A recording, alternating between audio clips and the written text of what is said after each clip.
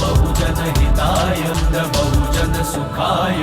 তো বেশিরভাগ হচ্ছে সামান্য কিছু কিছু পড়া, বাকিগুলো হচ্ছে কানসিয়ামজি মিটিংগুলো করতেন, সেখান থেকে কিছু কিছু সেখান থেকে নোট, তার কথা, তার এইগুলোকে করেই আমার বলা।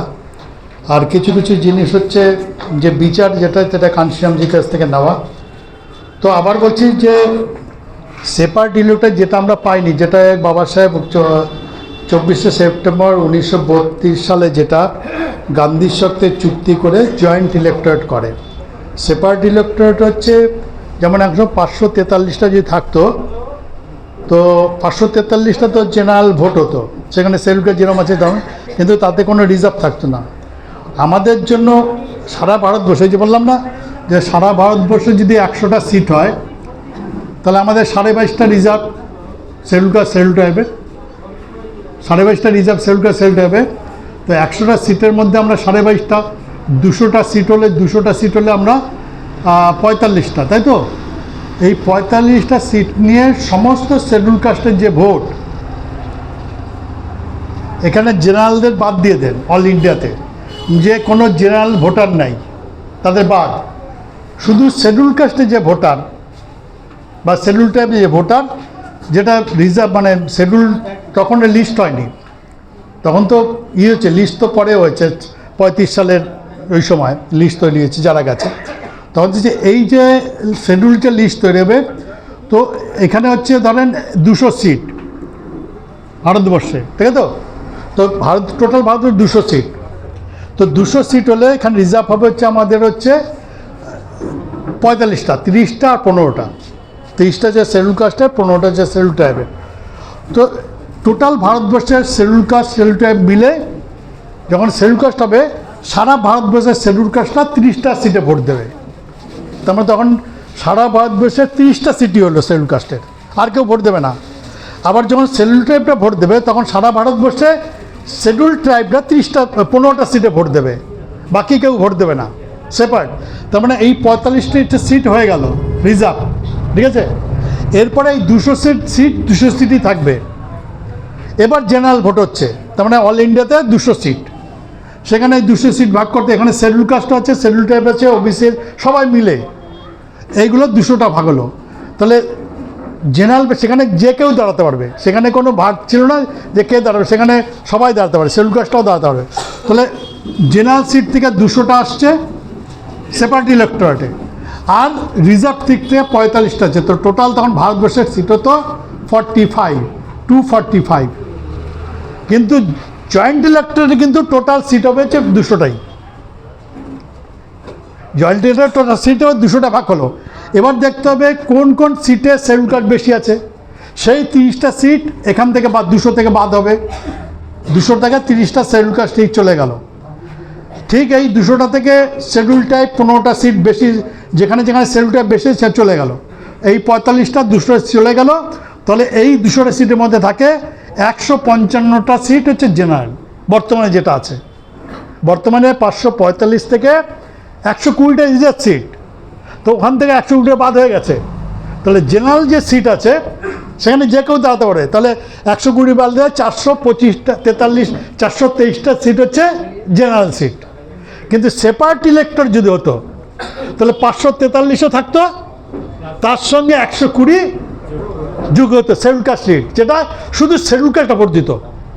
তার মানে ওই 120টা পার্লামেন্টে দাপিয়ে বেড়াতো, যে কারণে একমাত্র জগনমোহন জিতে অ্যাসেম্বলি দাপিয়ে বেরিয়েছে। উদাহরণ দিই,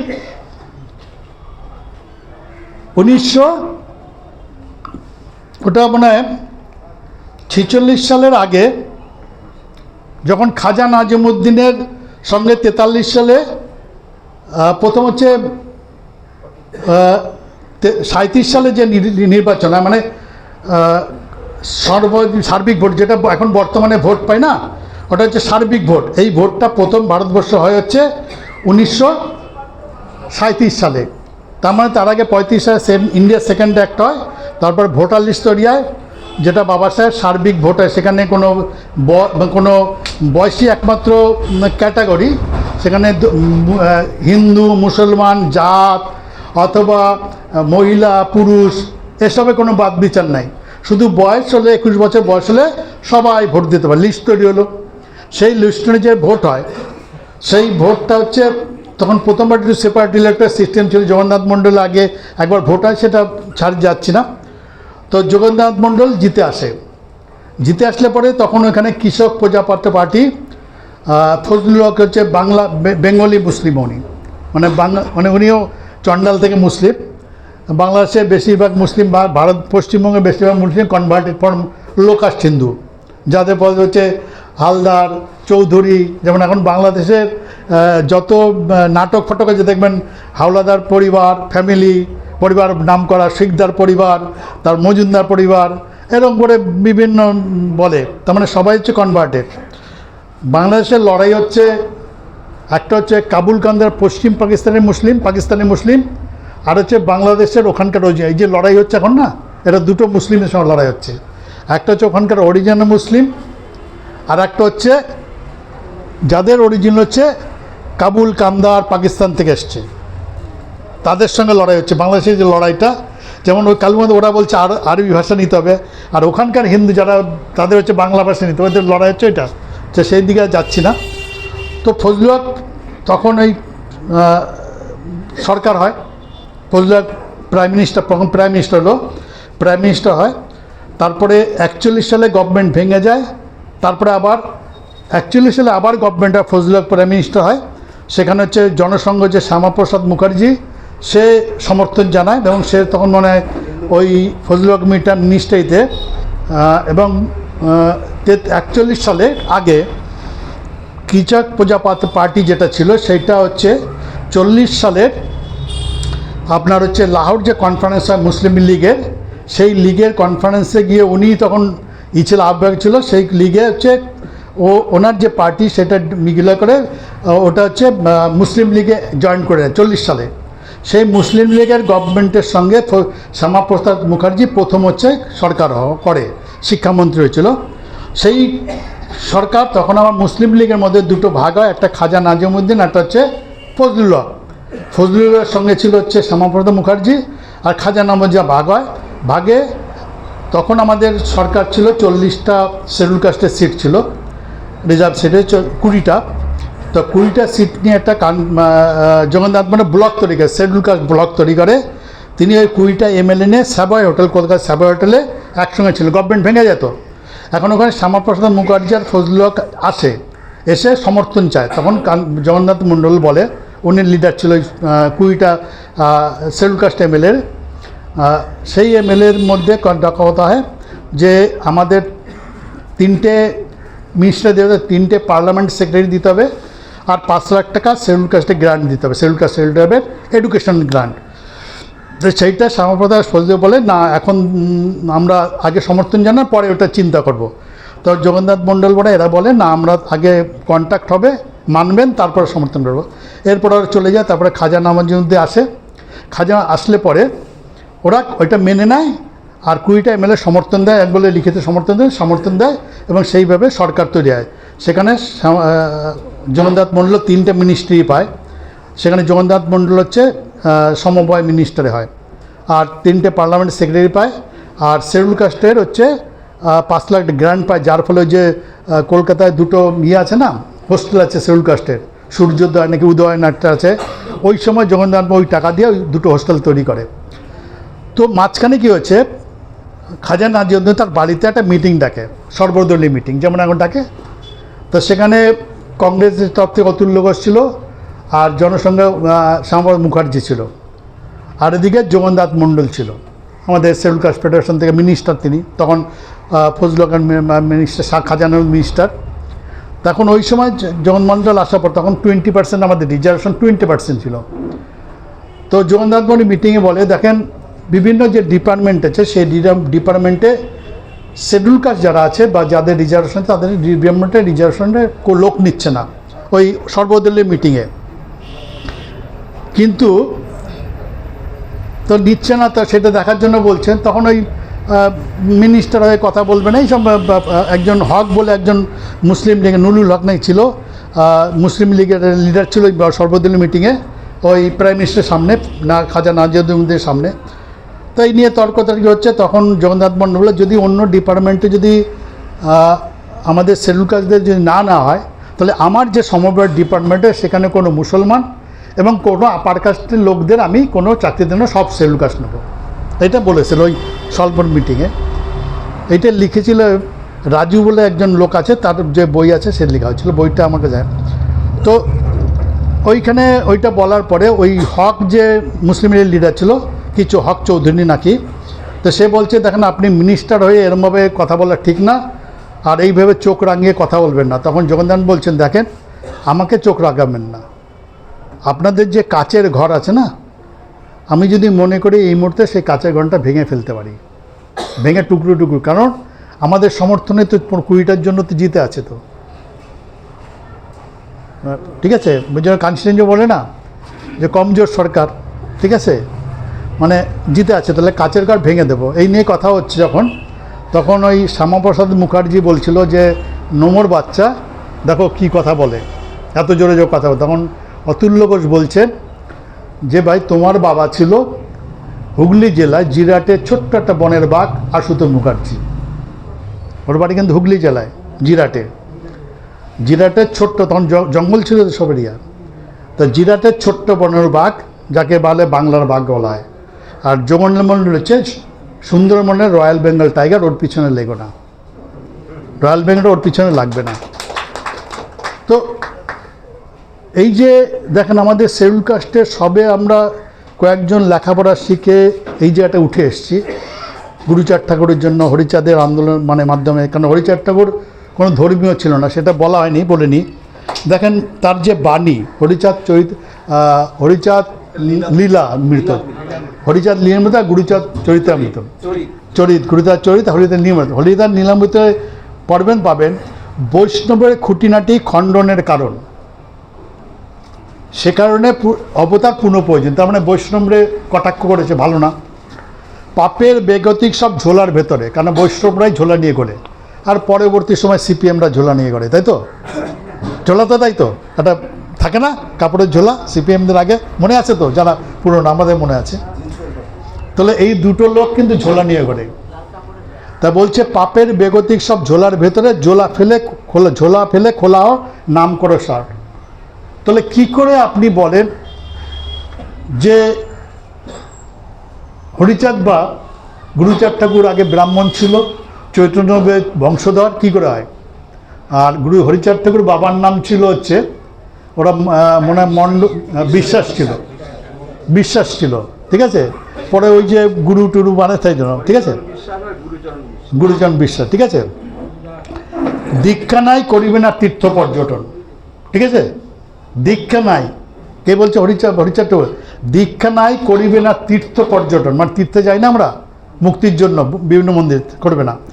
মুক্তি স্পেশন নাই সাধন ভজন, তন্ত্র মন্ত্র ভেগ জোড়া ধাঁধাবাজি, সব ধাঁধাবাজি, তন্ত্রমন্ত্র একটা ধাঁধাবাজি, এটা হরিচাঁদ ঠাকুর বলছে। পবিত্র চরিত্র রেখে হও কাজের কাজী, এখানে ধর্মের কী আছে জানি না। আচ্ছা, বিল্লবৃক্ষ তুলসী মাহাত্ম লোপে, আমরা বিল্লবৃক্ষ মানে হচ্ছে বেলপাতা, আর তুলসীতে গুরুত্ব মানি না, খুব মূল্যবান, মানে বলে যে হিজেলিকা স্বরাজিকা বাদশা যাবো। হিজেলিকা স্বরাজিকা গ্রাম বাংলায় নদী এবং নোংরা জায়গায় হতো, যেখানে আমাদের লোক পায়খানা টায়খানা বানাতো, ঠিক আছে, যারা আছে ওখানে তারা জানে। মালা টেপা, ফোঁটা কাটা, জল ফেলা নাই, আছে না, আমরা মালা টেপি না, কাটা টেপে, চৈতন্যদেবের সব শিষ্যরাই মালা টেপে, এগুলো নাই। হাতে কাম মুখে নাম, মন খোলা চাই, দীক্ষা নেবে না, গুরুর দরকার নাই, বেদ বিধি সৌরাচারে নাহি মানি তাই, তন্ত্রে মন্ত্রে সৌরাচারে না হয় বিশ্বাস। এগুলো হচ্ছে গুরুচাঁদ ঠাকুর হরিচাঁদ চরিতামৃতে, হরিচাঁদ লীলামৃতে এই কথাগুলো লেখা আছে, ঠিক আছে। গুরুচাঁদ যে চরিতামৃত আছে, গুরুচাঁদ চরিতামৃত, সেটা কোনো লেখা আছে। তো এইগুলো যদি পড়া হয় গুরুচাঁদ ঠাকুরে, তাহলে সেখানে কোনো ধর্ম বা সব কিছু রাজনীতি। তো এই যে সেপারেট ইলেক্টের একটা ব্যাপারটা বোঝা গেছে কি, সেপারেটিটা ক্লিয়ার দরকার আছে, আমাদের লোক বোঝে না। সেপারেট ইলেক্ট, হ্যাঁ, হ্যাঁ, সেটা হচ্ছে যে আমাদের কথা ছাড়া ওদের কথা বলতে হচ্ছে, তো ওরা তো ভাগ হয়ে যাচ্ছে। অঙ্কের ম্যাজিক কি করে রাজা হলো?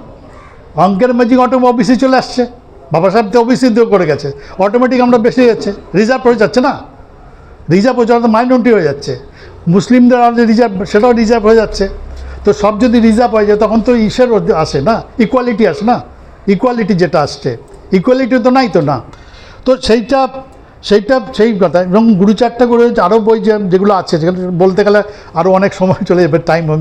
তা এখন হচ্ছে যে সেপারেট ইলেক্টোরেটটা পেলে হচ্ছে আমরা যে এমএলএ পেতাম, এমপি পেতাম, সেটা হচ্ছে তারা আমাদের কথা বলতো, রাজা হই আর না হই, আমাদের রিজার্ভেশন, আমাদের চাকরি, আমাদের লেখাপড়া, আমাদের যে অধিকার মানুষের, সেইটা আমরা আমাদের জন্য অ্যাসেম্বলিতে পার্লামেন্টে বলা হতো এবং আমাদের সেটা ওরা করতে বাধ্য হতো। কারণ ওদের জিততে হলে মুখ্যমন্ত্রী হতে আমাদের কথা না বললে ওরা মুখ্যমন্ত্রী হবে না, তাই তো?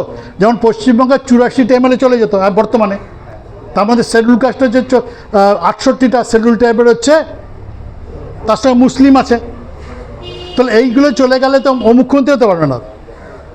এখনও দেখেন, এখনও যদি শিডিউল কাস্টে 84 চলে যায় না, মমতার মেজরিটি থাকবে না। এখনও যদি সেপারেট হতো তাহলে ডিমান্ড থাকতো না। এখন তো ওর উপরে নির্ভর করে, কারণ ও এমএলএ হতে গেলে মমতা ব্যানার্জির ছাড়া হবে না, মমতা ব্যানার্জির ইচ্ছারা এমএলএ হবে না তো, বা বিজেপির ইচ্ছারা এমএলএ হবে না তো। ওই জেনারেল যে সিটটা ভোটটা সেটা আছে, বাকি তো আমরা ভাগ হয়ে যাচ্ছে। এটা হচ্ছে জয়েন্ট ইলেক্টরের কারণে, মানে আমাদের যারা এমএলএ হচ্ছে তাদের ওদের কথা বলতেছে, এমএলএ অর্জন ব্যক্তিগত চলে আসছে, পার্সোনাল। তো এই যে কারণে, ঠিক আছে। এবার হচ্ছে যেটা আমার বলার, যেটা আসছিলাম, সেটা হচ্ছে যে এই যে এবার হচ্ছে যে এই যে 15% লোক বাবা সাহেব কেন বলেছে, মন্ডল কমিশনের রিপোর্ট 1978 সালের রিপোর্টে বলছে যে ব্রাহ্মণ বৈশ্য ক্ষত্রিয় হচ্ছে 15টা লোক, এরা চাকরি করে হচ্ছে 87, এরা 15টা লোক, এদের কাছে সার্ভিস, এদের কাছে ল্যান্ড আছে 92%, যেগুলো চাষ হয়, চাষযোগ্য জমি যেগুলো বর্তমান চাষ হচ্ছে। এটা পশ্চিমবঙ্গ, পাঞ্জাব, হরিয়ানা বুঝতে পারবেন না, বাকি জায়গা বোঝেন, ওখানে দেখবেন না জমি।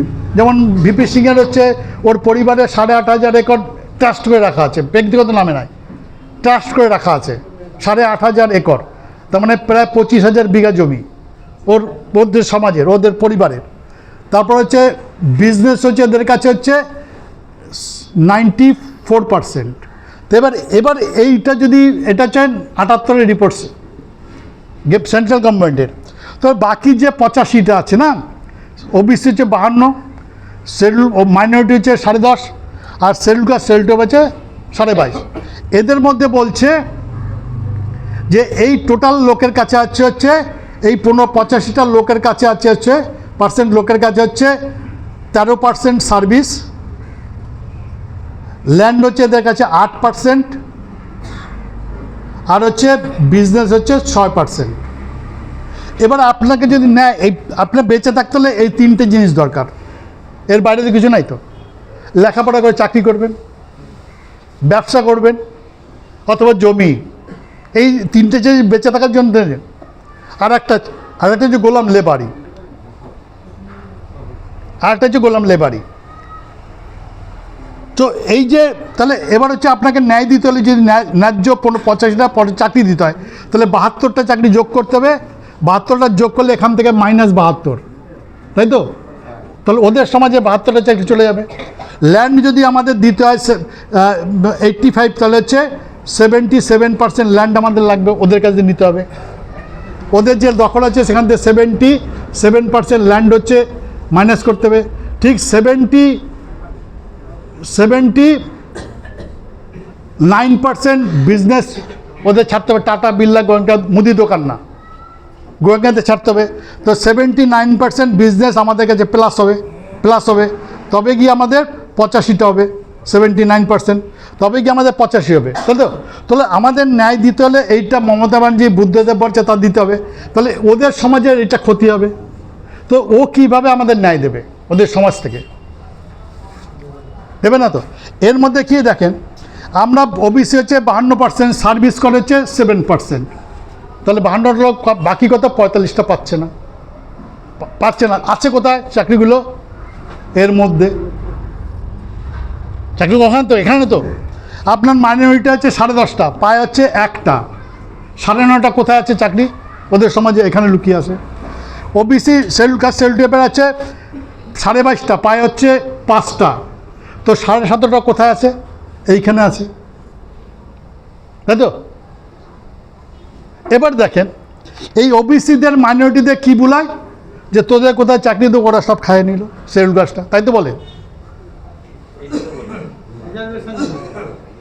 কেন তো? তো আমরা আমাদের মাল পাচ্ছি না, এটা আমাদের সমাজ বুঝছে না তো, ওই জন্য বলে যখন রিজার্ভ করতে যায় তখন বলে কি, আরে তুমি আমাদের কথা বলছো, ব্রাহ্মণ তো গরিব আছে।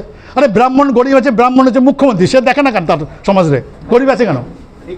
হ্যাঁ, ব্রাহ্মণ গরিব আছে তো তার সমাজে মুখ্যমন্ত্রী তো সে দেখে না কেন? সে দেখাতে তো আমার নাকি? আমাদের লোকরা বলে, দেখবেন যারা বিজেপি করে তারাই করে, এবার বলে মুসলিমদের কথা বলে, ঠিক আছে? তাহলে এবারে তাহলে এই যে তাহলে আমাদের ন্যায্য তাহলে আমরা পাবো কী করে রাজা থাকলে? ওরা রাজা থেকে এটা দেবে আমাদের? সে বুদ্ধদেব বলে বিধানচন্দ্র রায় বলে দেবে না তো, বা জ্যোতি বসু ছিল, আরও অনেকে ছিল, সিদ্ধার্থ সঙ্গ রায় ছিল, সবাই ছিল। তাহলে এই যে অধিকারের দেব, তাহলে কি? ওই জন্য বাবা সাহেব বলছে তুমি কোনো দিন বিশ্বাস করবে না।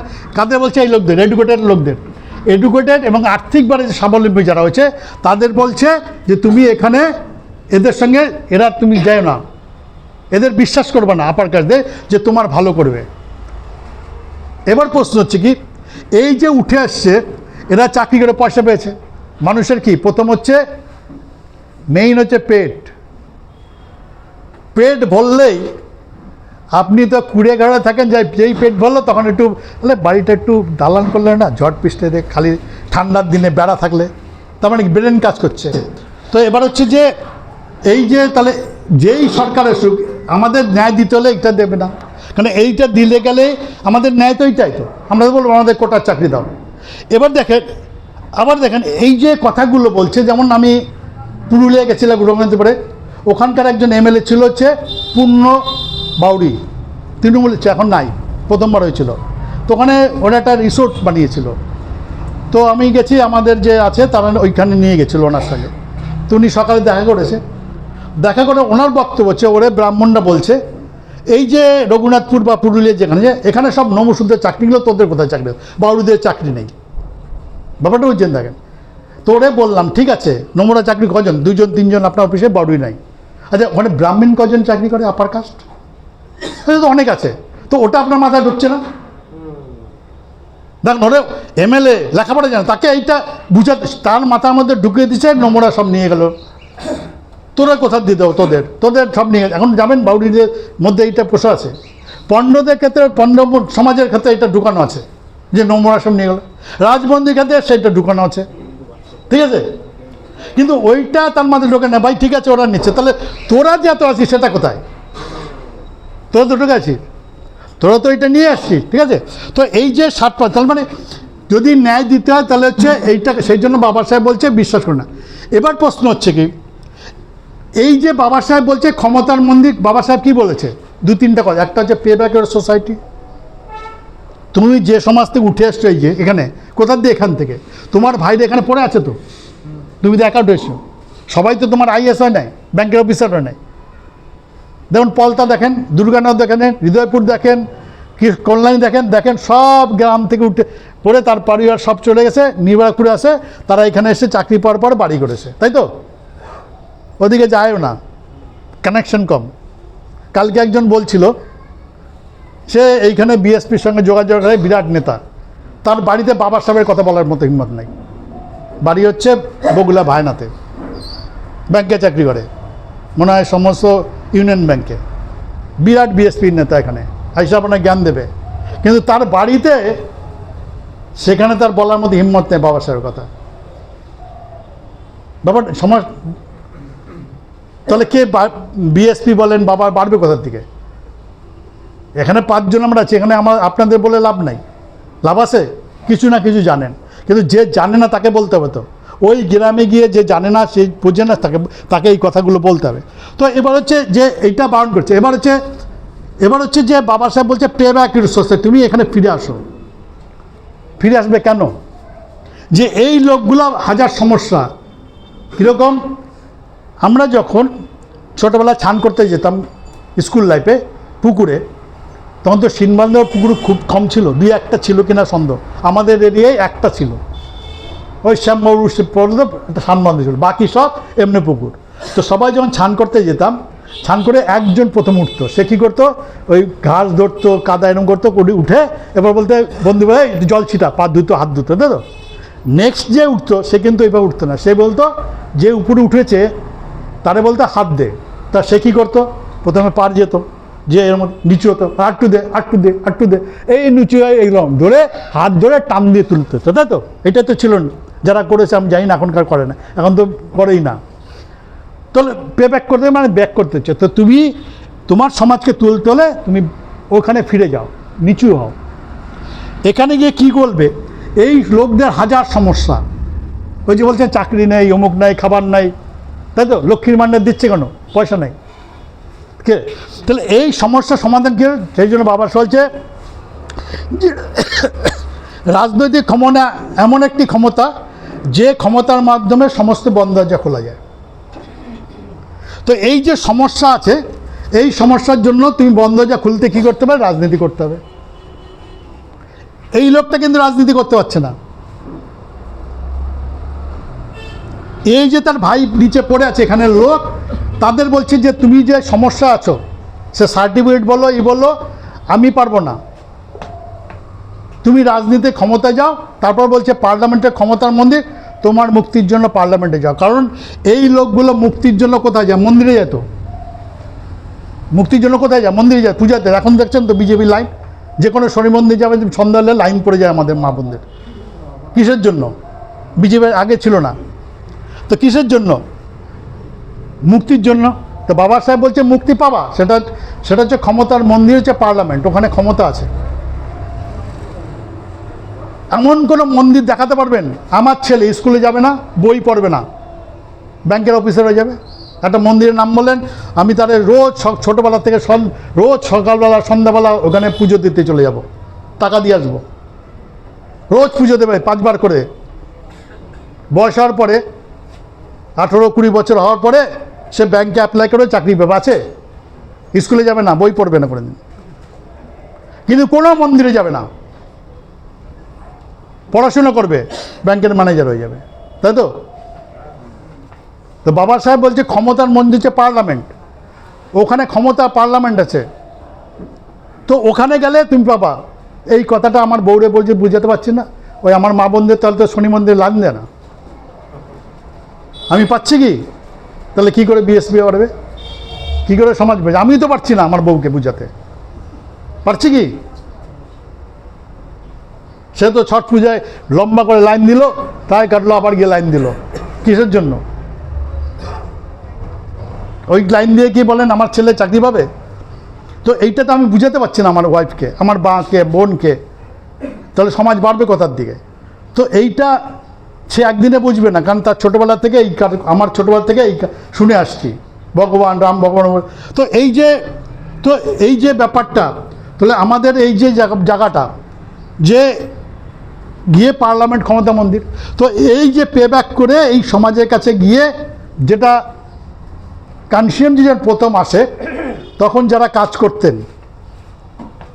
কাজ করতেন, নির্ভর কোরআনে ছিল সুধাংশু, নির্মল, তারপরে ওই মহানন্দ, তারপরে অনেকে ছিল কয়েকজন। এরা কিন্তু চাকরির পরে কোনো গ্রামে তারা রিলেটিভ বাড়িতে ছুটির দিনে কোথায় মিটিং করতো।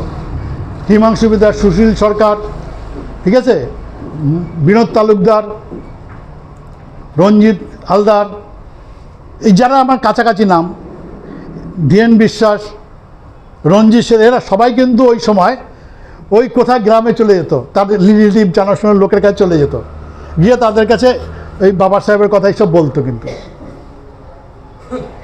আমরা কি করি সেটা? তো তাদেরই প্রোডাক্ট তো আমরা, নাকি তাদের প্রোডাক্ট তো আমরা নাকি, তারাই বাড়ি বাড়ি করে, তাহলে আমরা আমাদের কাজ ওই, তার মানে কি এইখান থেকে পে ব্যাক করে এখানে, তাই তো কঠিন কাজ। তারপরে যে পলিটিক্সে নিয়ে আসো, আনার পরে ক্ষমতায় গেলে পরে তুমি যে অধিকার লাভ সেটা এরা পাবে, ভালো পোস্টিং এরা পাবে, তাই তো। উদাহরণ দিই, 95-তে বহিঞ্জি 3 জুন প্রধানমন্ত্রী, রাত 11টা তখন ছিলাম শপথের সময়, আমি তখন ওখানে ছিলাম, একটা এমএলএ ছিল, তাদেরকে নিয়ে গেছিলাম কলকাতা থেকে, যখন মুলায়ম সিং ই করছিল। তো হওয়ার পরে হঠাৎ একদিন কানসিয়ামজি দেখে যে বুলন্দশহরে প্রায় অনেক 27,000 একর জমি লোকদের ডিস্ট্রিবিউট করে দিছে। কেন কানসিয়ামজি বহিঞ্জিকে কথা ছিল যে 72 থেকে 94 সাল পর্যন্ত বিভিন্ন সরকার ছিল, সেই সরকারের মুখ্যমন্ত্রীরা শিডিউল কাস্ট ওবিসি যাদের ল্যান্ড ছিল না, ভূমিহীনদের জমি দিয়েছে, কাউকে 5 একর, কাউকে 1 একর, কাউকে 2 একর, এবং সেটা টিভিতে দেখানো হয়েছে যে আমি এত লোকদের ভূমিহীনদের এত জমি দিলাম, ঠিক আছে। কিন্তু একটা লোকও জমি পায়নি। যখনই সেই জমিতে গেছে ঠাকুররা রাজদের মেরে তাড়াই দিছে, জমি দখল তো। আর ওই লোকগুলো কিন্তু দিল্লি লখনৌ দৌড়াদৌড়ি করতো যে আমার জমিটা ঢোকে। তো কানসিয়ামজি বহিঞ্জিকে বলছে জুনিয়র খড়গড়ে যে তোমার কাজ হচ্ছে ওই যে জমিগুলো বিভিন্ন সরকার দিছে, আমরা না, দিয়েছে তো, পাট্টা দিয়েছে সবারই, তাদের কাগজ দিছে, ওই কাগজ ধরে যে জমিগুলো আছে সেইগুলো তুমি এসপি এবং ডিএম দিয়ে দখল নাও, ঠিক আছে।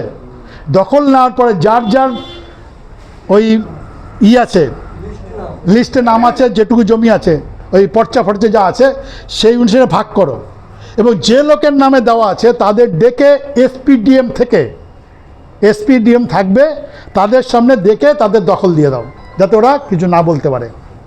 তো এই করতে বুলন্দশহরে 27,000 একর জমি দখল দিয়ে দিছে, পেপারে চলে এসছে। কানসিয়ামজি মাথায় হাত পড়ছে যে সর্বনাশ, আবার ডিএম জোর করে তো দখল করে ঠাকুরের জমি, কারণ ওদের তো অনেক, কারো 100 একর আছে, কারো 50 একর আছে, কারো 25 আছে, তো তাদের দখল করে ডেকেছে। ডিএম হচ্ছে নেকরাম চামার, ডেকে বলছে ভাই তুই অন্য লোকের জমি দখল করে দিসনি তো? বলে না না, এগুলো আগে যা দেওয়া ছিল সেই লিস্ট ধরে দিচ্ছি। তা বলে তুই তো আগেও ডিএম ছিলি, তো দিস নাই কেন? বলে কি করে দেবো, মুখ্যমন্ত্রী চাইনি, মুখ্যমন্ত্রী এই যে দখল দিয়ে দেবো এটা চাইনি তো, সেই জন্য দেয়নি।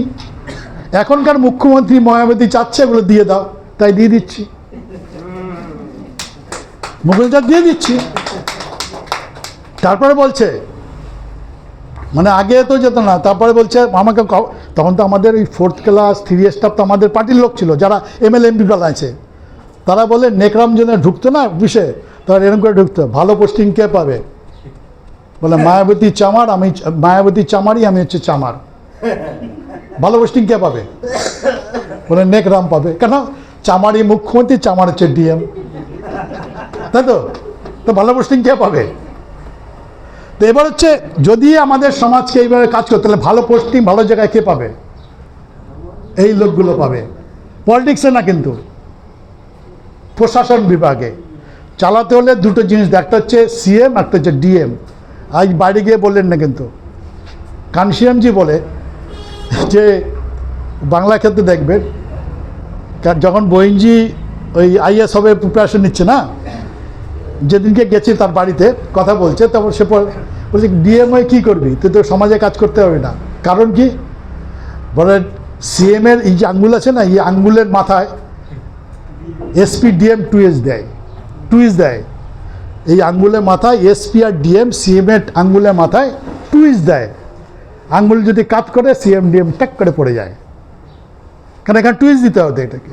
কানসিয়ামজি বহিঞ্জিকে বুঝিয়েছে যে তুই সিএম ডিএম কী করতে হবে, কারণ তুই সিএমের তুই ডিএম আর এসপি করবি কি, কারণ তোকে সিএমের আঙ্গুলের মাথায় টুইজ দিতে হবে, ও যা বলবে তাই হবে, তাই তো।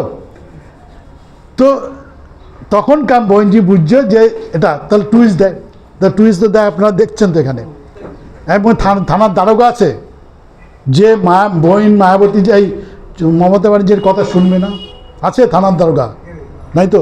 তখন থানা থেকে যা করে সেটা হচ্ছে মমতা ব্যানার্জির অর্ডার করে, সে খুন করলো তাই, বুথ দখল করে তাই। তো এই সহজ বুদ্ধি আমাদের বাইরে যেতে হবে, কিন্তু আমাদের সমাজ বুঝছে না, বলে ও চোর, এখানকার ও চুরি করছে, ও ঘুষ খাইছে। আর মমতা ব্যানার্জি কালকে পেপারে আছে দেখবেন, কালকে না পরশু দিন না তারা কিন্তু পেপারে, যে নেতারা পয়সা নেয়, পুলিশ তো পয়সা নেয়, কিন্তু নেতারা যারা পয়সা নেয় বেশি মানে ঘুষ নেয়, তোলাবাজি নেয়, তারা ভেবেছেন 10 বার ভাবে তারপর নেয়, তাদের একটা দায়িত্ব আছে। বুঝছেন, চুরি করে স্টাম্প দিয়ে দিল, মানে নেতাদের স্টাম্প দিয়ে দিল, তুমি লোকের কাছে টাকা নাও, ঘুষ নাও, দালালি নাও, কাটমানি নাও। দেখছেন পেপার আছে, আনন্দবাজার না বর্তমানে দেখেন, একদম পরিষ্কার লেখা আছে। ব্যাপারটা বুঝছেন, দেখেন কোথায় নিয়ে যাচ্ছে, এই নিয়ে কোনো সমালোচনা নাই। কারণ পেপারটা কাদের? কারণ পেপারটা চলে কানসিয়ামজি কথা হচ্ছে ব্রাহ্মণের কলম আর বেনিয়ার পয়সায়, আদানি টাটা আম্বানি এদের পয়সায় পেপার চলে, আর লেখে হচ্ছে ব্রাহ্মণরা। তো তারা এদের কথা লিখবে? আমাদের লোকরা বলে পেপারে খবর ছাপে না কেন? আর আমাদের খবর ছাপবে কেন? আমাদের খবর ছাপা মানে হচ্ছে এদের ক্ষতি, তাই তো? আমরা ক্ষমতায় যাও না, মমতায় যাবে না, ক্ষতি। তাহলে ওই পেপারে আমাদের কথা কী করে ছাপে, আমাদের লেখা কী করে ছাপে? তো সেই জন্য হচ্ছে যে, তাহলে এবার হচ্ছে এই যে রিজার্ভ সিট, তাহলে কঠিন কাজ এটা, দেখছেন তো, কঠিন কাজ তো বিএসপি করা, ক্ষমতায় যাওয়া প্রচুর কঠিন কাজ। এবার এই যে এডুকেটেড লোক গেছে, যাদের পেট ভরে গেছে, একটু লেখাপড়া শিখছে, বাবা সাহেব তো পশ্চিমবঙ্গে শিডিউল কাস্টের 68টা রিজার্ভ সিট আছে, তাই তো? সেটা তো সব পার্টি দেবে, তাই তো নাকি?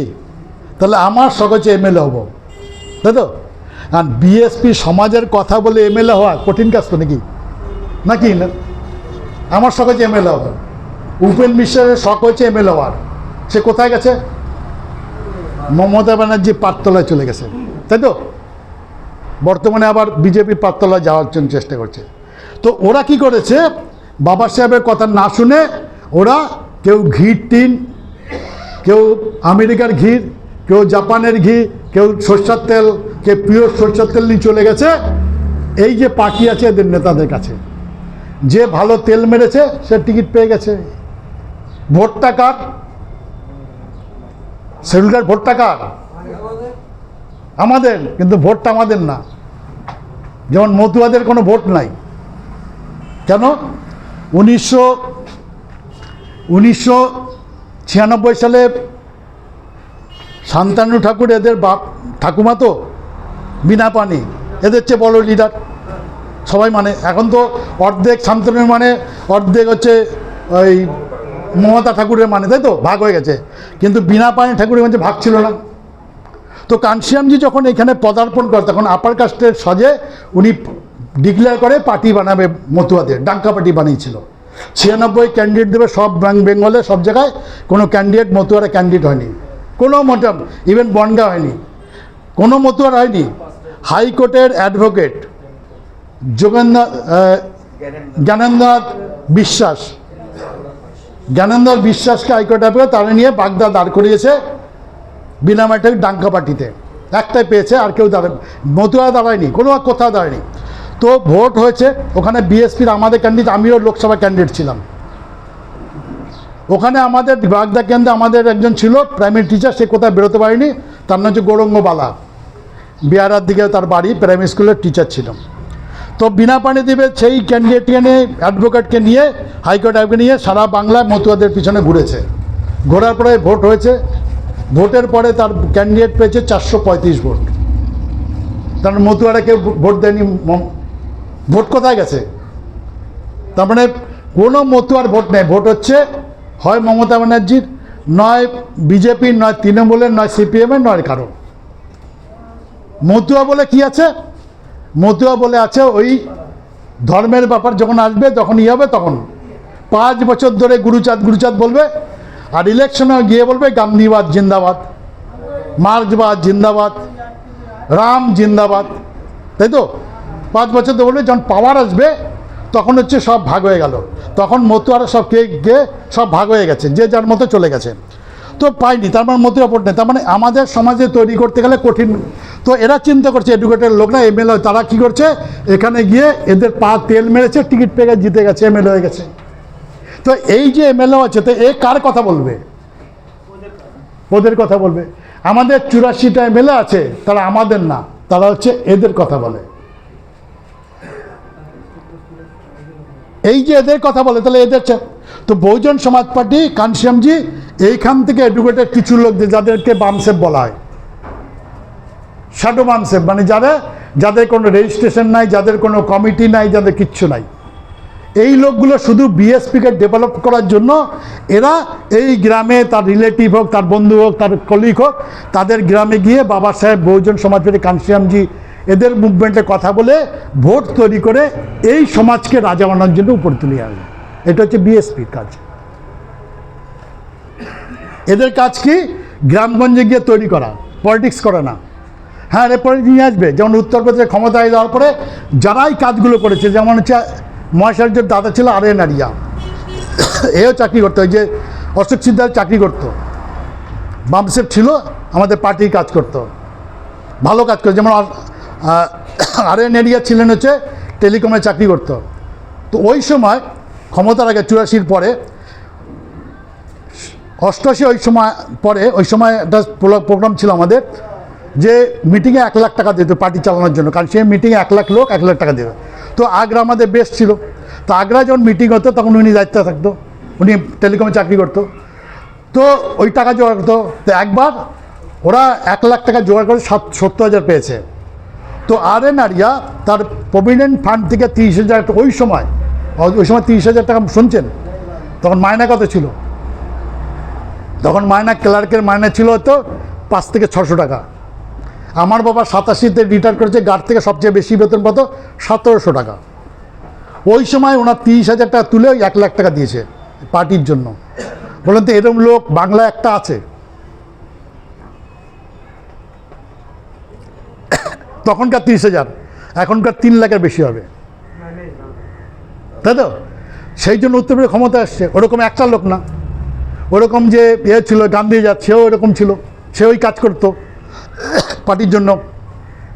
তো এই লোকদের, সেই লোকদের কী করেছে, যখন বঞ্জি ক্ষমতা আছে তখন এদেরকে কেউকে এমএলসি বানিয়েছে এমএলএদের ভোটে, কখন এদেরকে এমএলএদের ভোটে এমপি বানিয়েছে রাজ্যসভায়, যেরকম অশোক সিদ্ধার প্রাক্তন রাজ্যসভা এমপি, ওই এমএলএদের ভোটে, ঠিক আছে? তো এদেরকে তখন, কিন্তু তার আগে এদের কী কাজ করতে হবে? এদের কাজ হচ্ছে এখান থেকে এমএলএ বানাতে হবে। কিন্তু এখন যদি তুমি এমএলএ হতে যাও, বানাবে এটাকে? তুমি এখন পাওয়ার চাও, লোকই নেই। এই যদি বলে আমার পাওয়ার দাও, লোক দাও, পাবো কোথায় লোক? লোককে দেবে? কারণ এই লোকগুলো তো জানে না, কিছুই জানে না, তুমি জানো। তো তোমার কাজ হচ্ছে এই লোকগুলোকে তৈরি করা। এখন এই লোকগুলো আমরা তৈরি না করে যে এখানে লাফালাফি করি, নেতা হবো, কী করে হবো? একা একা নেতা।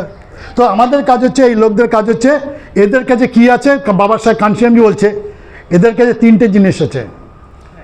একটা যে ব্রেন আছে, লেখাপড়া করেছে, একটা ট্যালেন্ট আছে, আর একজনকে বুঝাতে পারে।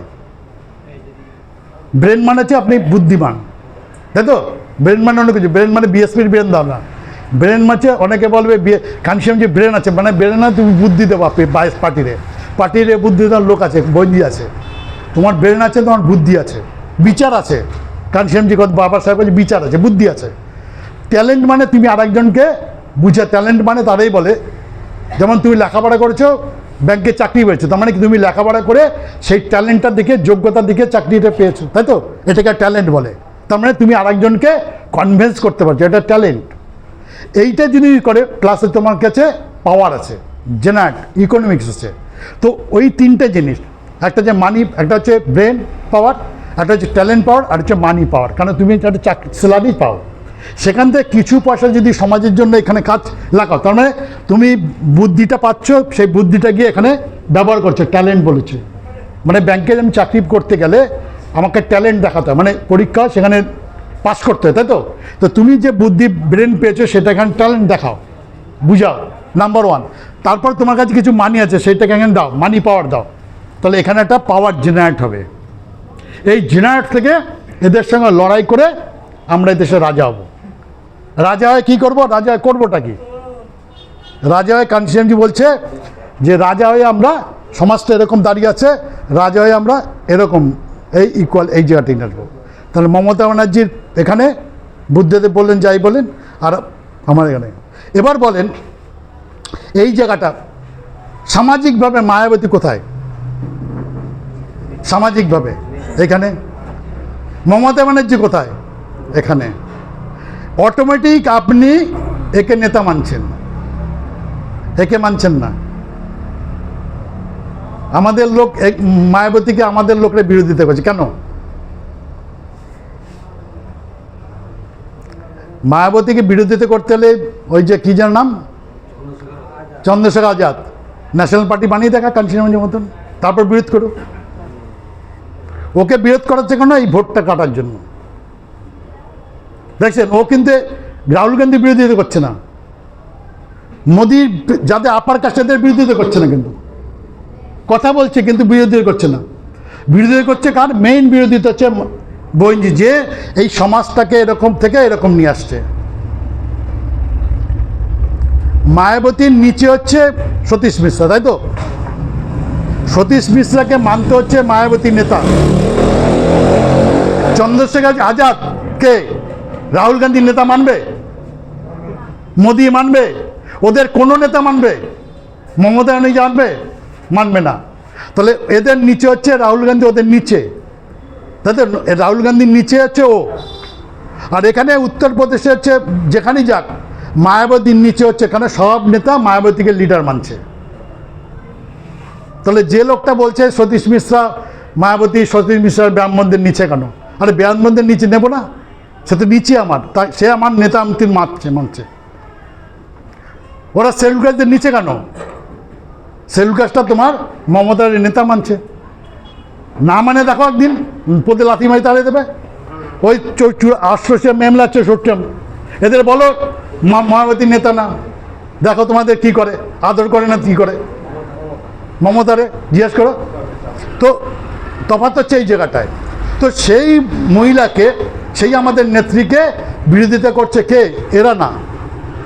দেখেন রাহুল গান্ধী, মোদি বিরোধী যত বিরোধিতা গান্ধী এই আজাদ করছে, চন্দ্রশেখর করছে, ওই বিরোধিতা রাহুল গান্ধী করছে। কিছু বলবে? ওরা আরও মায়াবতীকে যাচ্ছে, সোনিয়া গান্ধী মায়াবতীর জন্মদিনে ফুল নিয়ে যাচ্ছে, এ যাচ্ছে, আজাদ যাচ্ছে, আজাদ বিরোধিতা করছে। তাহলে কারণ কি? কারণ হচ্ছে এইখানে তো আমাদের সমাজকে লিডার, তখন এইখানে সামাজিকভাবে উপরে চলে আসছে আমাদের এখানে। তাহলে বইনজিকে এখান থেকে আস্তে আস্তে আস্তে আস্তে এইখানে কত কঠিন কাজ, ওকে উঠতে হচ্ছে না, ও এখানেই আছে, ওর সমাজ এখানে আছে। বইনজিকে এখান থেকে আস্তে আস্তে সমাজকে নিয়ে আস্তে আস্তে উপরে উঠতেছে। এখানে হাজারো জাত আছে, কত কঠিন কাজ। সেই কঠিন কাজ কাঞ্চিরামজি বলছে আমরা এটাকে এরম করতে চাই, আমরা এটাকে এরম করতে চাই।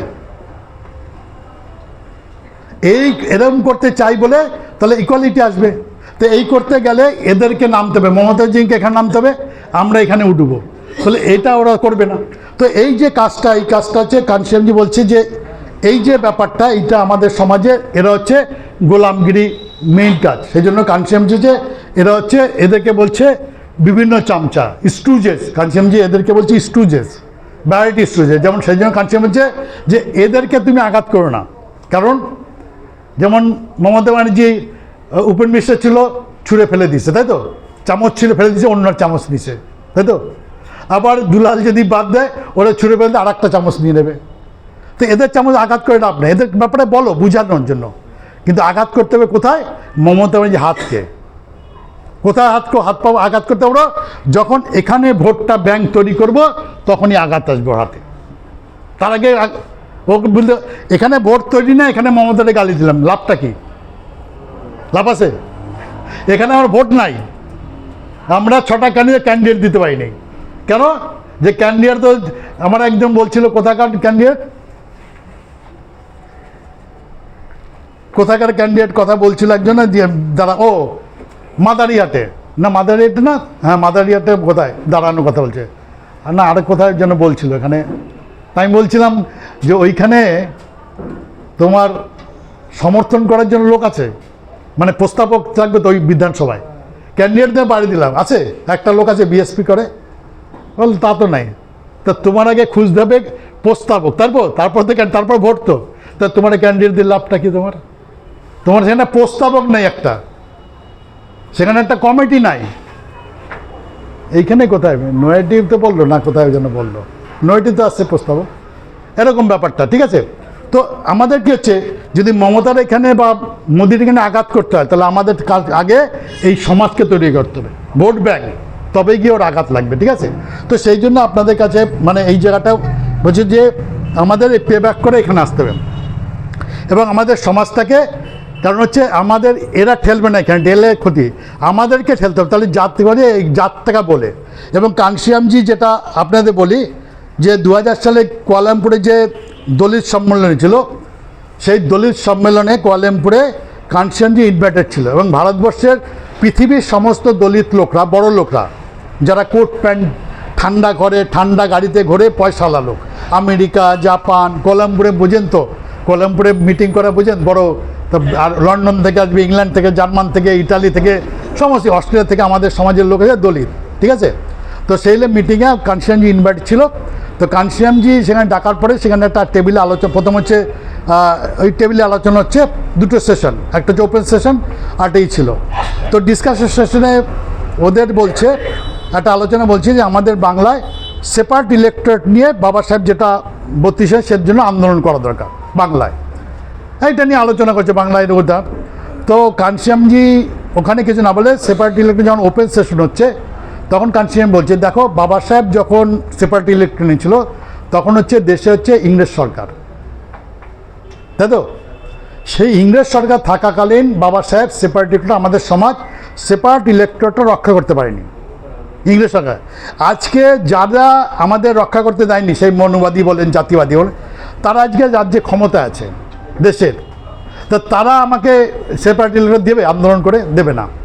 তো কানসিয়াম বলছে দেখো এই করে তো সেপারেট দেবে না, তো আন্দোলন করলাম। তো আমি কি করেছি, কানসিয়ামজি বাবা সাহেবের যে বই পড়ার পরে একমাত্র ভারতবর্ষে কানসিয়ামজি সেরে আর কেউ বোঝেননি। এখন বুঝেছি জানি না, ওই সময় কেউ ছিল না। ওই সময় অনেকে পিএইচডি করেছে, বাবা সাহেবের নামে অনেক বই লিখেছে, কিন্তু বাবা সাহেব করেছেন। কানসিয়ামজি বাবা সাহেবকে থরলি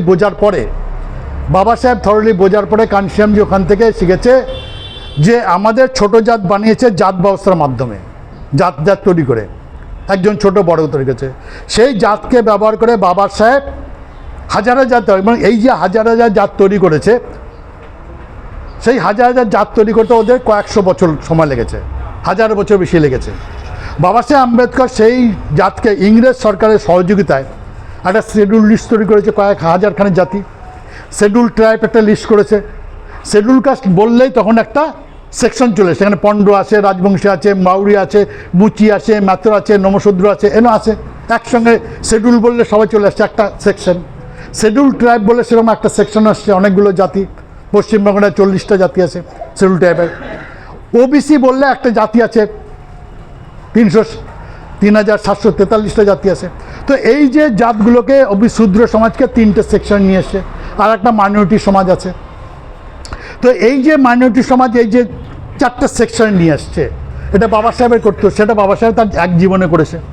তো এই জন্য বাবা সাহেবের ওদের রাগ যে আমরা আমার পূর্বপুরুষরা হাজারা বছর ছোটো ছোটো জাত তৈরি করেছে, এখন বিজেপি তাই করছে, মমতা তাই করছে, যে ওই উন্নয়ন সমিতি বানাচ্ছে না, রাজবংশ উন্নয়ন সমিতি, অমুক উন্নয়ন সমিতি, নমশূদ্র উন্নয়ন সমিতি, তারপরে ল্যাপচা উন্নয়ন সমিতি, ল্যাপচা বলে ওই ভাগ করে দিয়েছে না, গোর্খাল্যান্ড আন্দোলন ছিল না ল্যাপচারা, সেটা ভাগ করে দিয়ে আপনার কার্শিয়াং তৈরি করে দিয়েছে ল্যাপচাদের জন্য, ল্যাপচা ওখানে বেশি, কার্শিয়ানে একটা আলাদা সমাজ করে দিছে। তো এই করে কিন্তু আবার ওরা ভাগ করে করে উন্নয়ন সমিতি আলাদা করছে। কানসিয়ামজি শিডিউল একটা করেছিল, ঠিক আছে। তো এই যে ব্যবস্থাটা বাবা সাহেব, এটার থেকে কানসিয়াম দেখেছে জাতকে ব্যবহার করেছে। শিডিউল কাস্ট মানে জাতকে ব্যবহার করা, কারণ ওখানে জাত লেখা আছে। তো কারণ আমি শিডিউল কাস্ট সার্টিফিকেট আনতে গেলে আমাকে জাত লিখতে হবে, হয় পণ্ড লিখতে হবে, নয় নমশূদ্র লিখতে হবে, নয় মুচি লিখতে হবে, ম্যাথর লিখতে হবে, বাউরি লিখতে হবে, বাগদি লিখতে হবে। তো জাত ব্যবহার হচ্ছে, তো জাতকে ব্যবহার করে আমরা রিজার্ভেশন পাচ্ছি। তো কানসিয়ামজি বলছে জাতকে ব্যবহার করে আমরা এদেশে রাজা। ওই জন্য কানসিয়ামজির নামে বলা আছে না যে বহুজন সময় জাতপাত করে, তো জাতপাত করে তো উত্তরে ক্ষমতায় এসছি, অন্য কিছু করে না তো। আপনাদের কাছে যদি আমি এখানে বলতাম মতে খারাপ, অমুক চোর, তাতে কি আপনাদের ইয়ে হতো? তারা আপনি বলতো ও এইখানে যা বলছে ও তো টিভিতে গেলে তার চেয়ে ভালো শোনা যায়। আমি তো বলতে পারবো না যে আপনার ওই অনুব্রত মণ্ডল কী কারণে জেল থেকে ছাড়া পেয়েছে। কী কারণে জানেন? অনুব্রত মণ্ডল কী কারণে ছাড়া পেয়েছে? হ্যাঁ হ্যাঁ না, অনুব্রত মণ্ডল ওবিসি। ওর কারণ হচ্ছে ওই যে রিপোর্টগুলো বাংলা আছে ওটা ইংলিশ ট্রান্সলেট করে দেয় না হাই কোর্টে, ওখানে তো বাংলা ইংলিশ থাকবে তো।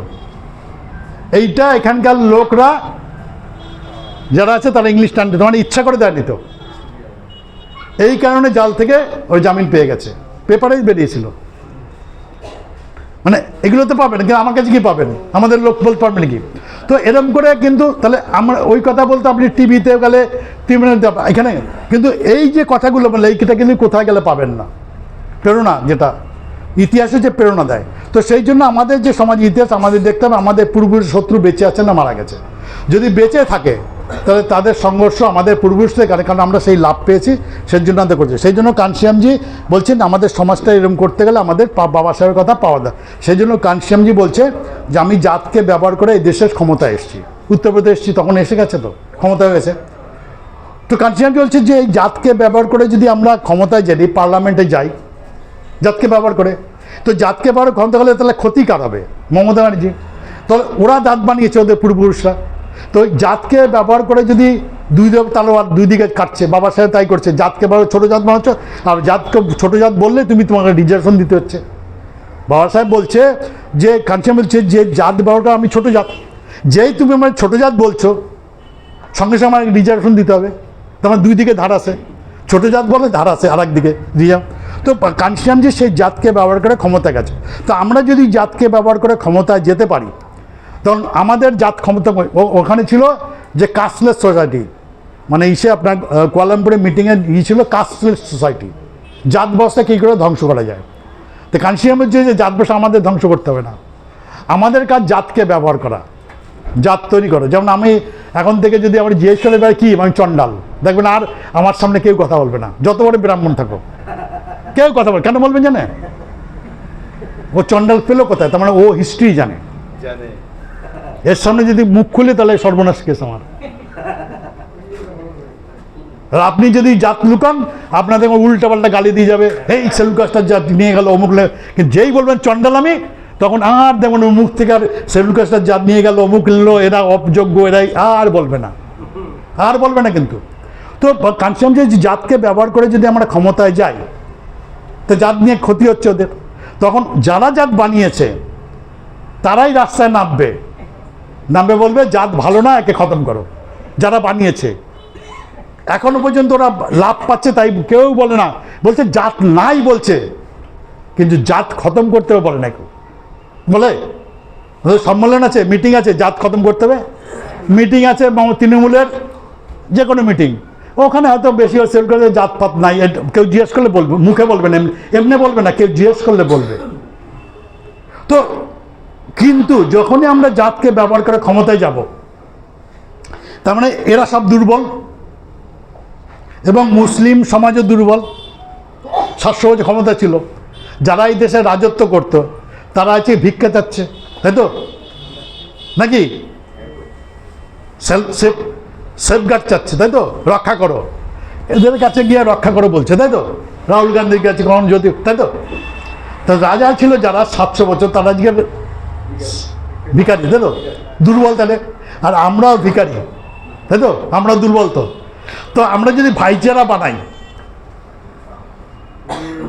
চণ্ডাল পণ্ড আর রাজ্যম সারের আর মুসলিম সমাজ যদি বাংলায় ভাইচারা বানাই, এর বেশি লাগবে না। কিন্তু বলেন এই দেশের মুখ্যমন্ত্রী কারা হবে?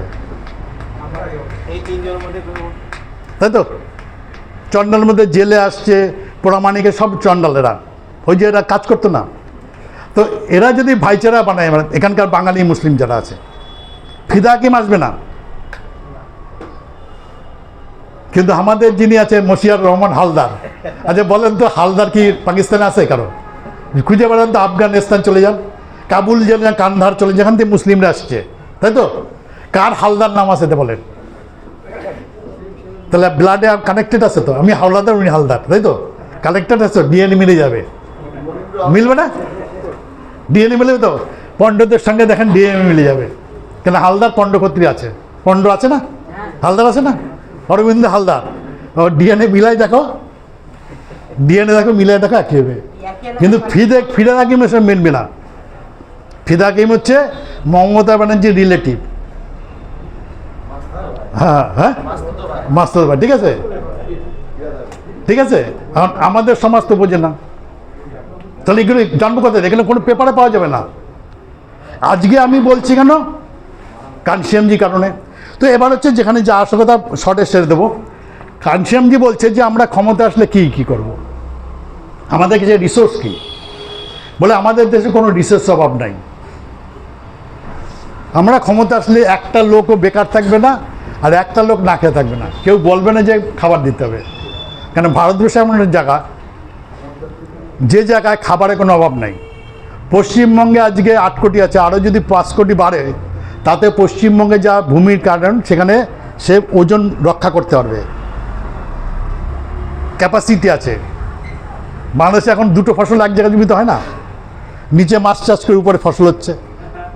নদিয়ার দিকে আসছি আমি, এই কৃষ্ণগঞ্জের দিকে 2006 সালে গেছিলাম, ধান লাগিয়েছি, উপরে হচ্ছে সবজি চাষ করেছে, মানে ওই ঝিঙ্গা, তারপরে লাউ ফল চাষ করেছে, নিচে ধান হচ্ছে, মানে একই জমি 2টো ফসল। তাহলে যেখানে বাঞ্জারা ছিল, যেখানে নোংরা ছিল, তো এটা লক্ষ্য করতে হলে ভারতবর্ষে যে আছে তা সেই ব্যাপারে কানসিয়ামজি হচ্ছে আমাদের 4টা সামাজিক পরিবর্তন, 5 দফা, আর 5 দফা অর্থনীতি মুক্তি। সামাজিক পরিবর্তনের মধ্যে যে আমাদের সেলফ রেসপেক্ট যে বোধ, সেটা নাই। আমাকে অফিসে এই কোটার মাল এসছে, হ্যাঁ তোদের আর কি, তোরা তো সোনার টুকরা সোনা চাবো, তারপরে শোনার পরে হাসি মুখে, কী বলিস এখন আর ওই সব নেই, এইরকম বলে। তো তোমার ওই লোকটা সেলফ রেসপেক্ট আছে। যে কটা এমএলএ আছে, অনেকে বলতে মায়াবতী বহিনজি চেয়ারে বসে, বাকি সব এমএলএর নিচে বসে। 2011 সালে এই নিয়ে প্রচণ্ড চর্চা হতো, এমপিরা নিচে বসে, মায়াবতী চেয়ারে বসে, বহিনজি চেয়ারে বসে, এ নিয়ে পেপারে দেখবেন লেখালেখি হতো, চর্চা বিরাট ছিল এক সময় 2007 সালে পরে। তো 2011 সালে তৃণমূল যখন ক্ষমতা আসে, পাওয়ারে যায়, তখন চেয়ারে কে ছিল জানেন ওদের এমএলএদের? মুকুল রায় আর মমতা ব্যানার্জি। ইভেন আমাদের যিনি আইপিএস ছিলেন, তিনিও নিচে বসেছিলেন এমএলএ হওয়ার পরে, প্রথম যখন মিটিং হয়। তখন ওনার মুখে এটা নাই যে মমতার, আচ্ছা ওই মুকুল রায়ের যোগ্যতা কি আর উপেন বিশ্বাসের যোগ্যতা কি বলেন? ঠিক আছে, সে হচ্ছে চেয়ারে, উপেন রায় যে নিচে, এই নিয়ে কোনো সমালোচনা নাই। মানে ব্যাপারটা হচ্ছে এই জায়গাটায় বোঝার ব্যাপার। এগুলো কিন্তু কোনো বইতে পাবেন, এগুলো আপনি পেপার দেখছেন, মুখে শুনছেন, তার থেকে আপনার বিচার করতে। কানসিয়ামজি এইটাই দেবে, বিচার করার ক্ষমতা এইটুকু। তো এই যে 5 দফা সমাজ আত্মসম্মান, এই আত্মসম্মান বোধ এখন আমার নাই। ট্রেনে যদি কোনো সেলুকা গালি দেয়, আমি মুখ লুকে চলে যাই, কিন্তু একটা ব্রাহ্মণে গালি দিয়ে দেখেন, ওর সঙ্গে সঙ্গে টেলিফোন করে, অফিসে একটা ব্রাহ্মণে গালি দেন, দেখবেন অফিসে ও সঙ্গে সঙ্গে টেলিফোন করবে এবং সমস্ত ব্রাহ্মণদের বলে, জানিস অমুক শালা নোমর বাচ্চা বা অমুক শালা পণ্ডের বাচ্চা আমারে জানিস ব্রাহ্মণ বলে গালি দিছে। কোনো শিডিউল কাস্টে যদি গালি দেয়, সেই শিডিউল কাস্ট সমস্ত অফিসে বা শিডিউল কাস্টদের বলবে, জানিস ব্রাহ্মণ নামে গালি দিছে, বলবে? বলবে না। আত্মসম্মান বোধ নাই। তাহলে আত্মসম্মানের জন্য লড়াই। সেকেন্ড হচ্ছে স্বাধীনতা। স্বাধীন দেশ মানে কি? আমরা যদি স্বাধীন হয়, তাহলে সে আমাদের যে সরকার আমার ভালোর জন্য করবে, তাই তো? আমার কোনো ক্ষতি হোক এটা তো করবে না। কিন্তু এই দেশের সরকার আমার ভালোর জন্য করে না। তো এখন যেটা করছে, আমাদের ভিক্ষাবৃত্তি করাচ্ছে, লক্ষ্মীর ভাণ্ডার মুক্তদিকে ভিক্ষার বৃত্তি করাচ্ছে। কিন্তু স্বাধীনতা নেই। স্বাধীন যেদিন আমরা হব, সেই দিন আমরা ভিক্ষা করতে হবে না। সরকার আমার জন্য, আমি যে খেতে পাচ্ছি না, আমি গরিব আছি, আমি পড়তে, সেটা সরকারের দায়িত্ব, স্বাধীন তো আমি, সরকার তো আমার, এটা। তারপর হচ্ছে সেলফ রেসপেক্ট, তারপর হচ্ছে সেলফ রেসপেক্ট, তারপর হচ্ছে লিবার্টি, তারপর ইকুয়ালিটি। ভারতবর্ষে এখন ইকুয়ালিটি নেই, ছোট জাত বড় জাত আছে এখনো। সেই ইকুয়ালিটি তৈরি করতে হবে, কখন হবে? যখন আমরা রাজা হব। এরপর হচ্ছে জাত ব্যবস্থার বিলুপ্তি করতে হবে, কারণ এখনও এগুলো পাওয়ার না আসলে করা যাবে না। পাওয়ার আসলে তখন, তাহলে পাওয়ার আসলে আমরা এই সামাজিক পরিবর্তন, জাত ব্যবস্থা বলি কি, এখনও ধরো পণ্ড জন্মালে একটা পুকুর আছে, পণ্ডর সঙ্গে নমশুদ্ধ মেলে না, লাভ ম্যারেজ ছেড়ে দেন, সামাজিক, তাই তো? পণ্ডরে বিডিও হয়েছে, তাহলে কি এই নম্বর মেরে বিয়ে করতেছিস কেন? আর মুচি মাতেরও তো কথাই নেই, সামাজিকভাবে সম্ভবই না, অন্য জাত, তাই তো? লাভ ম্যারেজ ছেড়ে দেন, সেটা লাভ ম্যারেজ আগেও ছিল, সে ইতিহাসে ছিল, যাদের এক ঘরে করে দাও তো, গ্রাম দিয়ে তারাই দিয়ে তো অন্য জাতি বিয়ে করলে। তো এই যে জাত বসের জন্য কানসেন যে বিল্ডিং ব্রিজ ব্রোকেন সোসাইটি, এই যে দুটো জাত আছে, এই যে দুটো জাত, দুটো পুকুর, এটা পণ্ড, এটা নমশুদ্ধ, এর সঙ্গে এখানে একটা মাটি দিয়ে ব্যারিকেড করা, এটা পুকুর, এটা পুকুর, এটা পণ্ডদের পুকুর, এটা নমশুদ্ধ, এটা রাজবংশ, এখানে মাটি দিয়ে আটকানো। তো এখান থেকে building bridge of broken society, এই যে বিভক্ত সামাজিক যেই আছে, এর মধ্যে বিল্ডিং করে ইউনাইটেড করতে হবে, building bridge of the broken society, concept জাত ব্যবস্থা তৈরি। এরপর হচ্ছে আতঙ্কবাদ ধ্বংস। আতঙ্কবাদ কি? এই যে আপনি ভোট দিতে যাবেন, আপনার মধ্যে আছে তো মনে, ভোট দিতে গণ্ডগোল তো হবে না তো, ভোট দিতে পারবো তো, আছে না কি নাই? ভোট দিয়ে চলে আসলাম না, এবার গণ্ডগোল হয় না, আমি ভোট দিতে পারছি, তাই তো বলবেন নাকি? আপনি তো ভোট দিয়ে আসার পরে কি বলবেন? না, এবার আমার বুথে গণ্ডগোল হয় না, সবাই ভোট দিতে পারে, তাই তো? কিন্তু ভোট দেওয়ার আগ পর্যন্ত আপনার মধ্যে আতঙ্ক ছিল যে ভোট দিতে পারবো কি না, ভোট দিতে আপনার ছেলে যেমন চাকরি পাবে কি না, আতঙ্ক এটা। ওই জন্য দেখবেন ছোট বাচ্চার জন্য জন্মালে পরে যখন বড় হতে, তখন দেখবেন কেউ ভয় যদি দেয়, তারে ভূতের ভয় বা এইসব দেয়, তখন বাবা মা বা তার গার্জিয়ান যা, তারা বলে বাচ্চারে ভয় দেখাস না, কেন?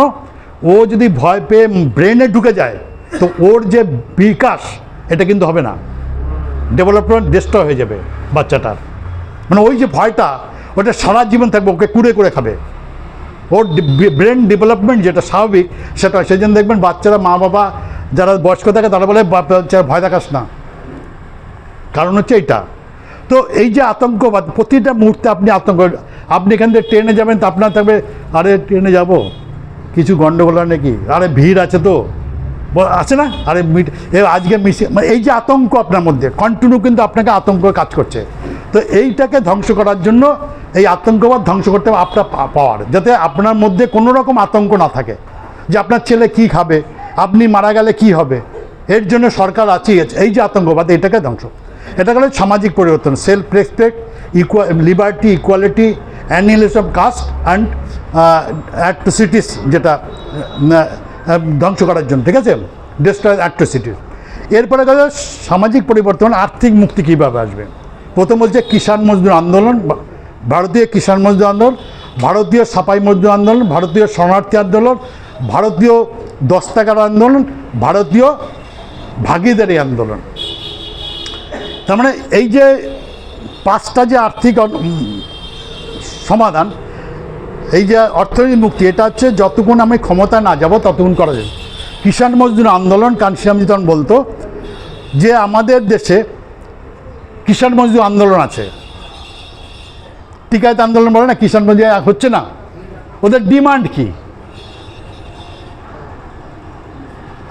ডিমান্ড দেখান তো, ওদের এখনও আছে, ওদের কি ডিমান্ড আছে? खेती करने वालों खेत चाहिए, যে खेती করে, যাদের ভূমিহীন তাদের জমি দাও আছে, ওদের ডিমান্ড কি?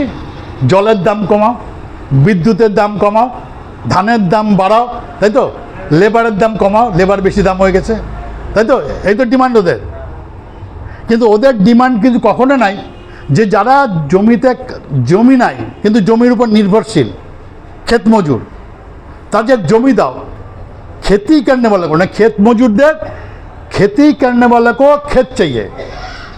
कांशीराम जी स्लोगान है चैटा, खेती करने वालों को खेत चाहिए, এটা হচ্ছে কানসিরামের আন্দোলন, ঠিক আছে। তো এই আন্দোলন কিন্তু কোনো কিষাণ বন্ধু আন্দোলন নাই। তো এই আন্দোলনে কি যে আমাদের দেশে কি ক্ষেত কম আছে?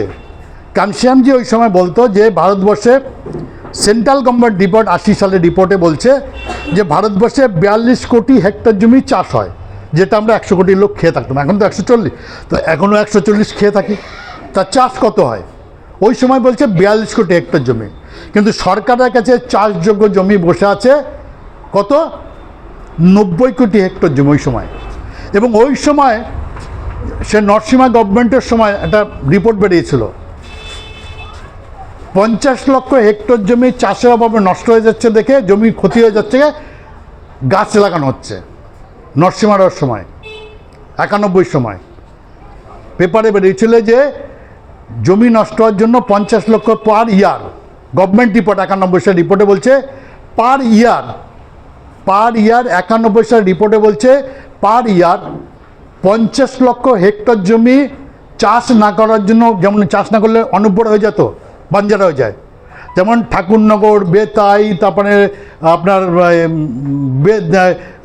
বাগদাই সব কিন্তু ছিল চাষযোগ্য জমি না।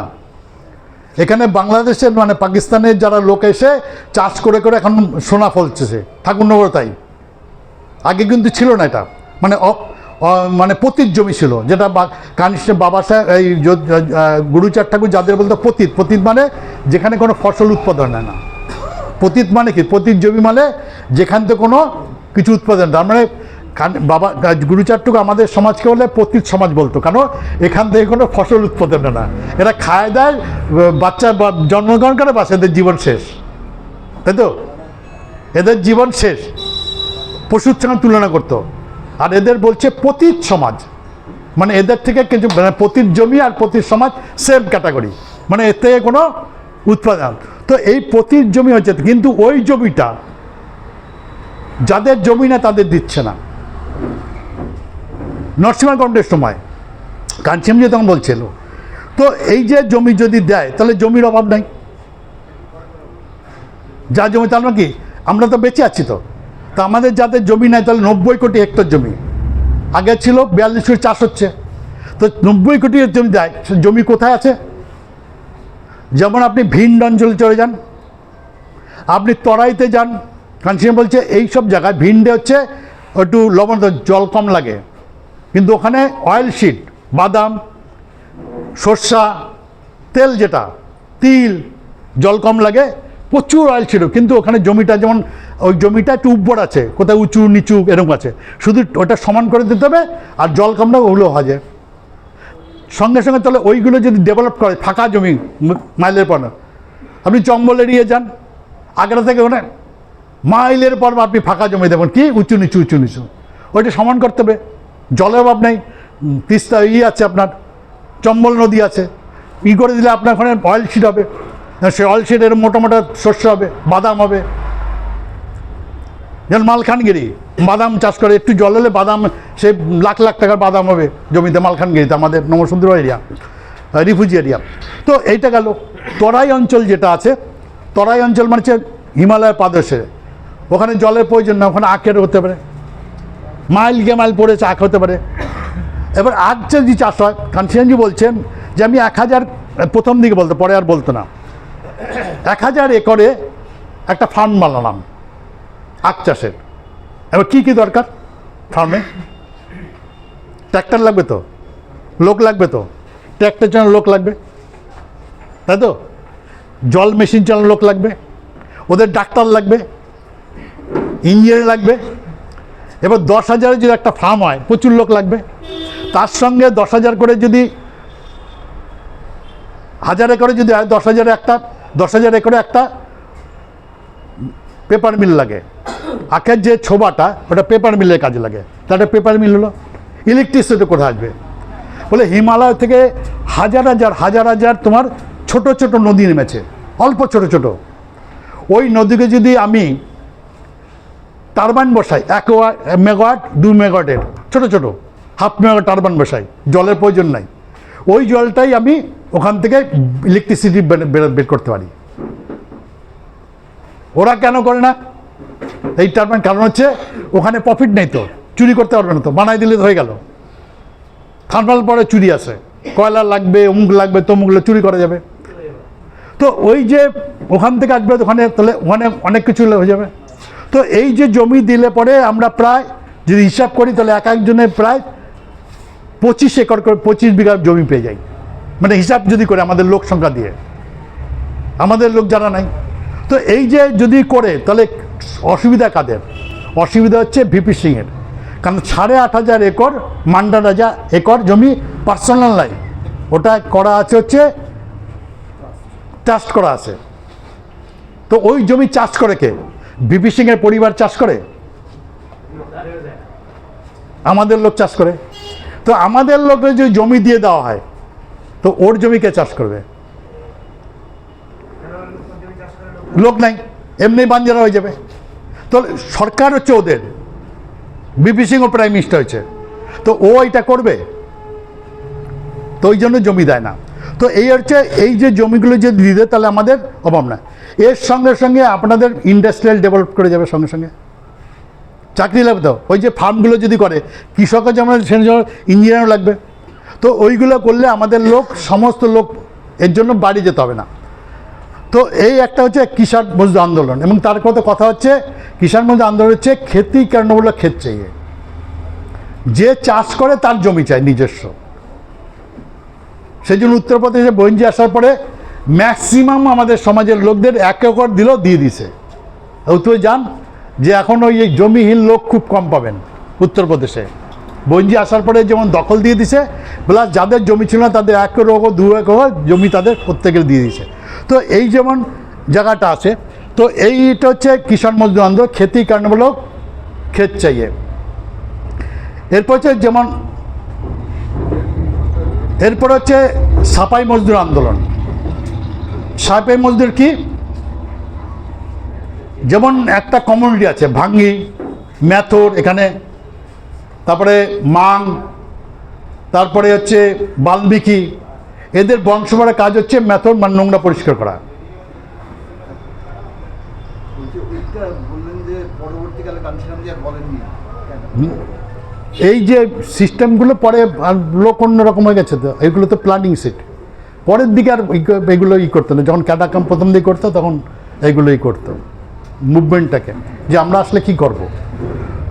তো সাপাই মজদুর মানে কমিউনিটি, যে ম্যাথরে তারা এখানে একজন ম্যাথরে কমিউনিটি আছে, ওরা এখানে ওই ছট পূজা আসে।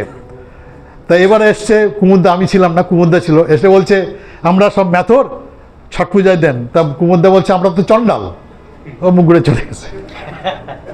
কুমুদ্দা বলছে আমরা তো চণ্ডাল, বলছে ওর পয়সা চাই নাই, ও চলে গেছে। তো সে বলছে ম্যাথর, যে আমরা ম্যাথর ছট পূজা দেন। তো এই যে কমিউনিটি, তাহলে একটা কমিউনিটি তাদের বংশবে কেন এটা করে, এটাকে বলছে সাপাই মজদুর আন্দোলন। যেটা হচ্ছে 1873 সালে চণ্ডালরা হচ্ছে জেলে কেন তারা টয়লেট পরিষ্কার করবে, সাপাই কর্মী থাকবে, এই নিয়ে 1873 সালে, আজ থেকে কত বছর, 150 বছর হয়ে যাবে না, 150 বছর আগে, 150 বছর আগে নমশূদ্ররা আন্দোলন করেছে যে কেন জেলে শুধু চণ্ডালরাই, তখন চণ্ডাল ছিল, চণ্ডালে কেন টয়লেট পরিষ্কার করবে, ঠিক আছে। তো সেইটাই হচ্ছে কাঞ্চিয়াম এখানে বলছে যে আমরা কাঞ্চিয়ামজি বলছে কেন একটা কমিউনিটি বংশ পরে এই কাজটা করবে, ঠিক আছে। যেমন বিদেশে হচ্ছে ওই কাজ সবাই করে, যার যার কাজ সবাই করে, সে পায়খানা পরিষ্কার সব নিজে করে এবং কারো করে ওই কমিউনিটি। তো এইটার নাম হচ্ছে সাপাই মজদুর আন্দোলন। এরপর হচ্ছে ভারতীয় শরণার্থী আন্দোলন। ভারতীয় শরণার্থী আন্দোলনের স্লোগান হচ্ছে জো জমি সরকারি আয়, ও জমি হামারি আয়। 1990 সালের প্রথম দিকে কাঞ্চিয়াম যেটা মিছিল করেছিল, জো জমি আয় সরকারি, ও জমি হামারি আয়, লোকদের নিয়ে, সমাজকে লোকদের নিয়ে ওইখানে স্লোগান ছিল যে হাজারো একর মুর্দা ঘাট আর 12 একর মে হামারা বাস। 1000 একর মে মুর্দা ঘাট, 12 একরে হামারা বাস।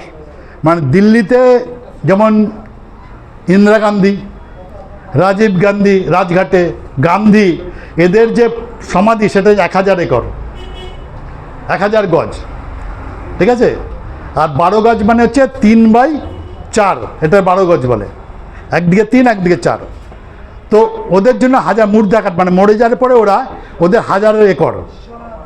আর আমাদের জন্য যারা আমাদের বিভিন্ন জায়গার থেকে দিল্লিতে গেছে, দিল্লিতে তো নিজে ওখানে ওই আপনার জামা মসজিদের মুসলিম ছাড়া ওখানকার লোক নাই, তো যারা ওখানে নিউ দিল্লি বসতি, প্যাটেলনগর, বলজিৎনগর সব হচ্ছে ইউপি, বিভিন্ন জায়গাতে, পাঞ্জাব কান্ট্রি থেকে যারা আমাদের সমাজে অন্য সমাজের লোক তারা বসতি করেছে, তারা ওখানকার অরিজিনাল লোক হচ্ছে ওই জামা মসজিদের যে মুসলিম, ওরা হচ্ছে অরিজিনাল ওখানকার, বাকি সব বাইরের থেকে রিফিউজি টাইপের।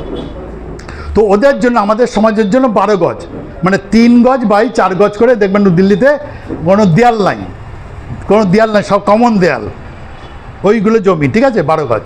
সেই জন্য কানসার স্লোগান ছিল যে 1000 গজে মুর্দাঘাট আর 12 গজকে মেরাবাস। তো ওই লোকদের নিয়ে কানসিয়াম যে একটা মিছিল করে রাজঘাটে গেছিল, দেখো যে তোমার বাড়ি হচ্ছে 12 গজ, এই দেখো মুর্দাঘাট 1000 গজ। ওখানে স্লোগান হচ্ছে জো জমি সরকারি হয় ও জমি হামারি হয়। আমাদের যে লেনদেনে পারে যেসব জায়গাতে তাদের, কারণ হচ্ছে স্বাধীনতার পরে, স্বাধীনতার আগে ছাড়েন, বাংলাদেশ ছাড়েন, পাকিস্তান ছাড়েন, স্বাধীনতার পরে আমাদের বিভিন্ন জায়গাতে গ্রাম থেকে উচ্চবর্ণের অত্যাচারে আমরা ভারতবর্ষের যে বড় বড় 40টা শহর আছে, সেই 40টা শহরের আপনার হচ্ছে নর্দমার কিনারে, মানে বড় খাল টালের, এখানেও দেখবেন খালের কিনারে, রেল লাইনের পারে আমাদের বাস, ঠিক আছে। এদের কোনো রিফিউজিরা তো এরকম ইন্ডিয়ান রিফিউজিরা, এরা বাংলাদেশি রিফিউজি, পাকিস্তান রিফিউজি না, ইন্ডিয়ান বিভিন্ন গ্রাম থেকে, বিভিন্ন থেকে উচ্চবর্ণ অত্যাচারে এরা গ্রাম ছেড়ে শহরে, বড় বড় শহরে এরা নর্দমার কিনারে লেনদেনে পারে বাস করে, ঠিক আছে। তো এদের যে স্লোগান যে এই যে জমিতে গেছে, জো জমি হামারিয়া ও জমি সরকারি, জো জমি সরকারিয়া ও জমি হামারিয়া। শরণার্থী, এই যে শরণার্থী, এইটা তখন 10 কোটি ছিল, ওই সময় 10 কোটি ছিল এই শরণার্থী, ইন্ডিয়ান শরণার্থীরা।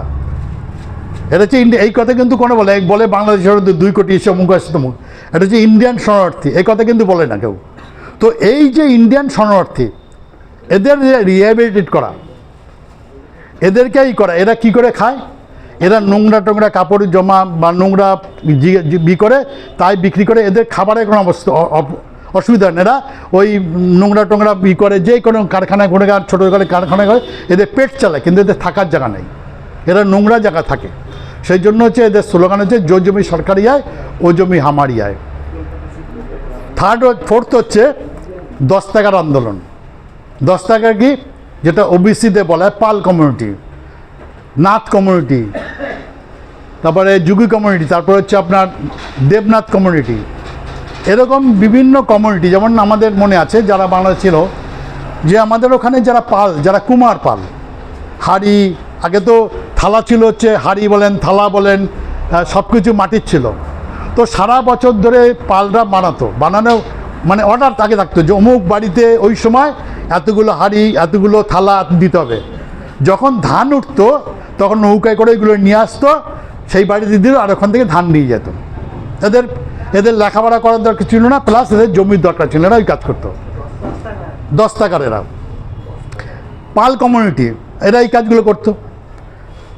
আপনার দেবনাথ, নাথ, যুগী কাজ কি, কেউ গামছা বানাতো, ওইগুলো ভাগ করা, কেউ শাড়ি বানাতো, সারা বছর বানাতো, ওই ভাগ করা আছে, অমুকে 5 লাগবে বছরে, অমুক 10 লাগবে। ধান যখন উঠতো তুই নিয়ে আসতো, এদের চাকরি লাগে না, এই লাগে না। এবার যখন স্বাধীনতার পর যখন ইন্ডাস্ট্রিয়াল ডেভেলপ করলো, এবার লোহার কড়াই আসলো। তা লোহার কড়াই আসার পরে কেউ মাটির কড়াই কিনতো না। তো যে লোকটা, যে পরিবার, যে সমাজ ওই মাটির জিনিস বানাতো,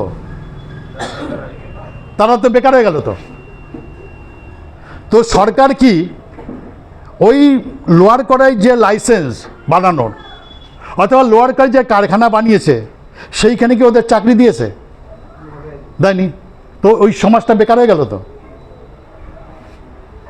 যে হ্যান্ডলুম ছিল, তাঁত বুনতো, পাওয়ারলুম হওয়ার পর লাইসেন্স কে পেয়েছে? বেনিয়ারা পেয়েছে। এবং সেই কারখানাকে ওদের চাকরি দিয়েছে? দেয়নি। যার ফলে যখন পার্টি শুরু করি তখন আমাদের অনিল দেবনাথ বেলাঙ্গি ছিল। ওই এখনও যাবেন, এই যে কল্যাণী থেকে আপনি কৃষ্ণনগর পর্যন্ত গেলে পরে নদীর দুপার থেকে হ্যান্ডলুম আছে। ওরা দেখবেন বাবা ছেলে মা মেয়ে মিলে সারাদিন ওই চালা, তারপরে পেট ভারত চলে না। দেবনাথ যে ছিল তারও ওইটাই। তো কিন্তু এই বড় বড় কারখানা দেয় নাই। মুচির কাজ কি? চামড়ার কাজ তো। আচ্ছা, বাটা কারখানি তৈরি করার পরে সিলেদার মুচিদের কাজ নিচ্ছে নাকি? নাকি ওখানে চাকরি করে কারা? তাহলে এরা কি করবে? এইটা হচ্ছে এই মুভমেন্টের নাম হচ্ছে 10 টাকার আন্দোলন। যেমন উত্তরপ্রদেশে মায়াবতী ক্ষমতা আসা পরে যারা পাল করে মাটির জিনিস করতো, সেই মাটি যেখান দিয়ে পাওয়া যেত সেটা হচ্ছে বেনিয়াদের টেন্ডার দেওয়া হতো, বেনিয়াদের দেওয়া হতো। ওদের কাছে জমি মাটি কিনতে হতো পালদের। বইঙ্গি আসার পরে ওই টেন্ডার বেনিয়াদের না দিয়ে ওই কুমারদের দিয়ে দিয়েছে, তাই তো? ব্যবসা ক্ষেত্রে শিডিউল কাস্ট শিডিউল ট্রাইব এদের রিজার্ভেশন দিয়ে দিয়েছে, ছোটো ছোটো টেন্ডার, তারপরে ওই কন্ট্রাক্টর এদের রিজার্ভেশন দিয়ে দিয়েছে, তার পেল। তো এইটার নাম হচ্ছে 10 টাকার আন্দোলন। ঠিক আছে? যে এই লোক যে বেকার হলো, যেমন দেখবেন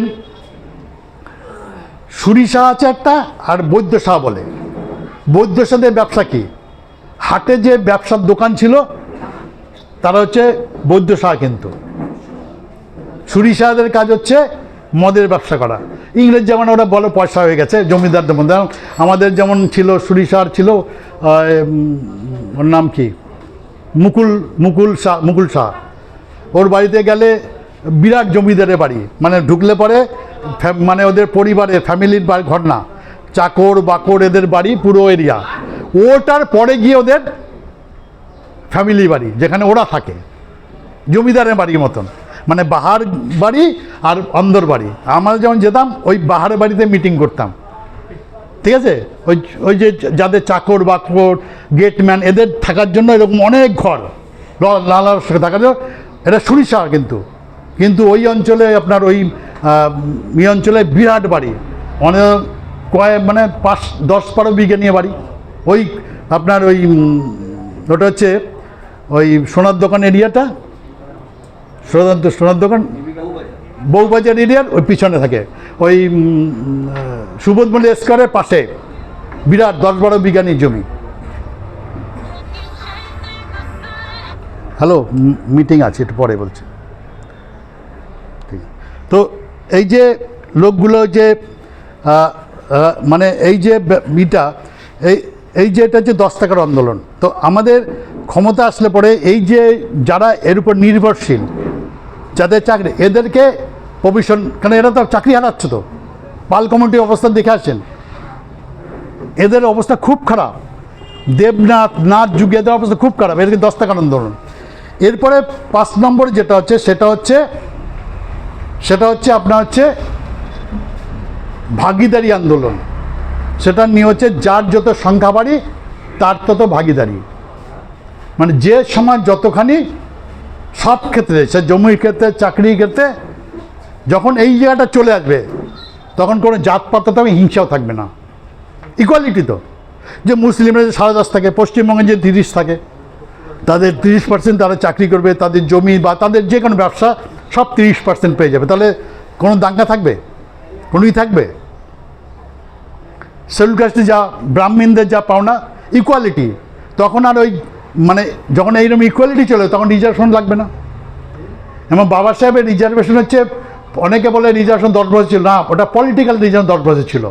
ওই পলিটিক্যাল রিজার্ভেশন এক্সটেনশন হচ্ছে প্রতি বছর, ওটার ব্যাপারে কেউ বলছে না। এসে কোথায় বলছে, যেখানে চাকরি পাচ্ছে, যে ওই যে 1 লাখ কোটি টাকা আমরা মায়না পাই, ওইটাকে কাট আপ করছে হচ্ছে। এমএলএ এমপি যাতে আমাদের ভোটটা পাচ্ছে, যেহেতু আমাদের ভোট আছে, ওদের সামনে দেখিয়ে ঘুঘু দেখিয়ে আমাদের ভোট নিয়ে নিচ্ছে। কিন্তু এটা তো ঘুঘু না, এটা তো আমরা আর্ন করছি। সে আমি সিপিএম করি, আমি যাই করি, পয়সা তো আমাদের সমাজে আসছে। আমারই এক ভাই পাচ্ছে, তাই তো? সে কাউকে দিচ্ছে না, আমি মানলাম তার রিলেটিভ দিচ্ছে না, তার কাউকে দিচ্ছে না, কিন্তু আমাদের সমাজে আসছে তো, তাই তো? তো এই পয়সাটা আমাদের সমাজ আসছে।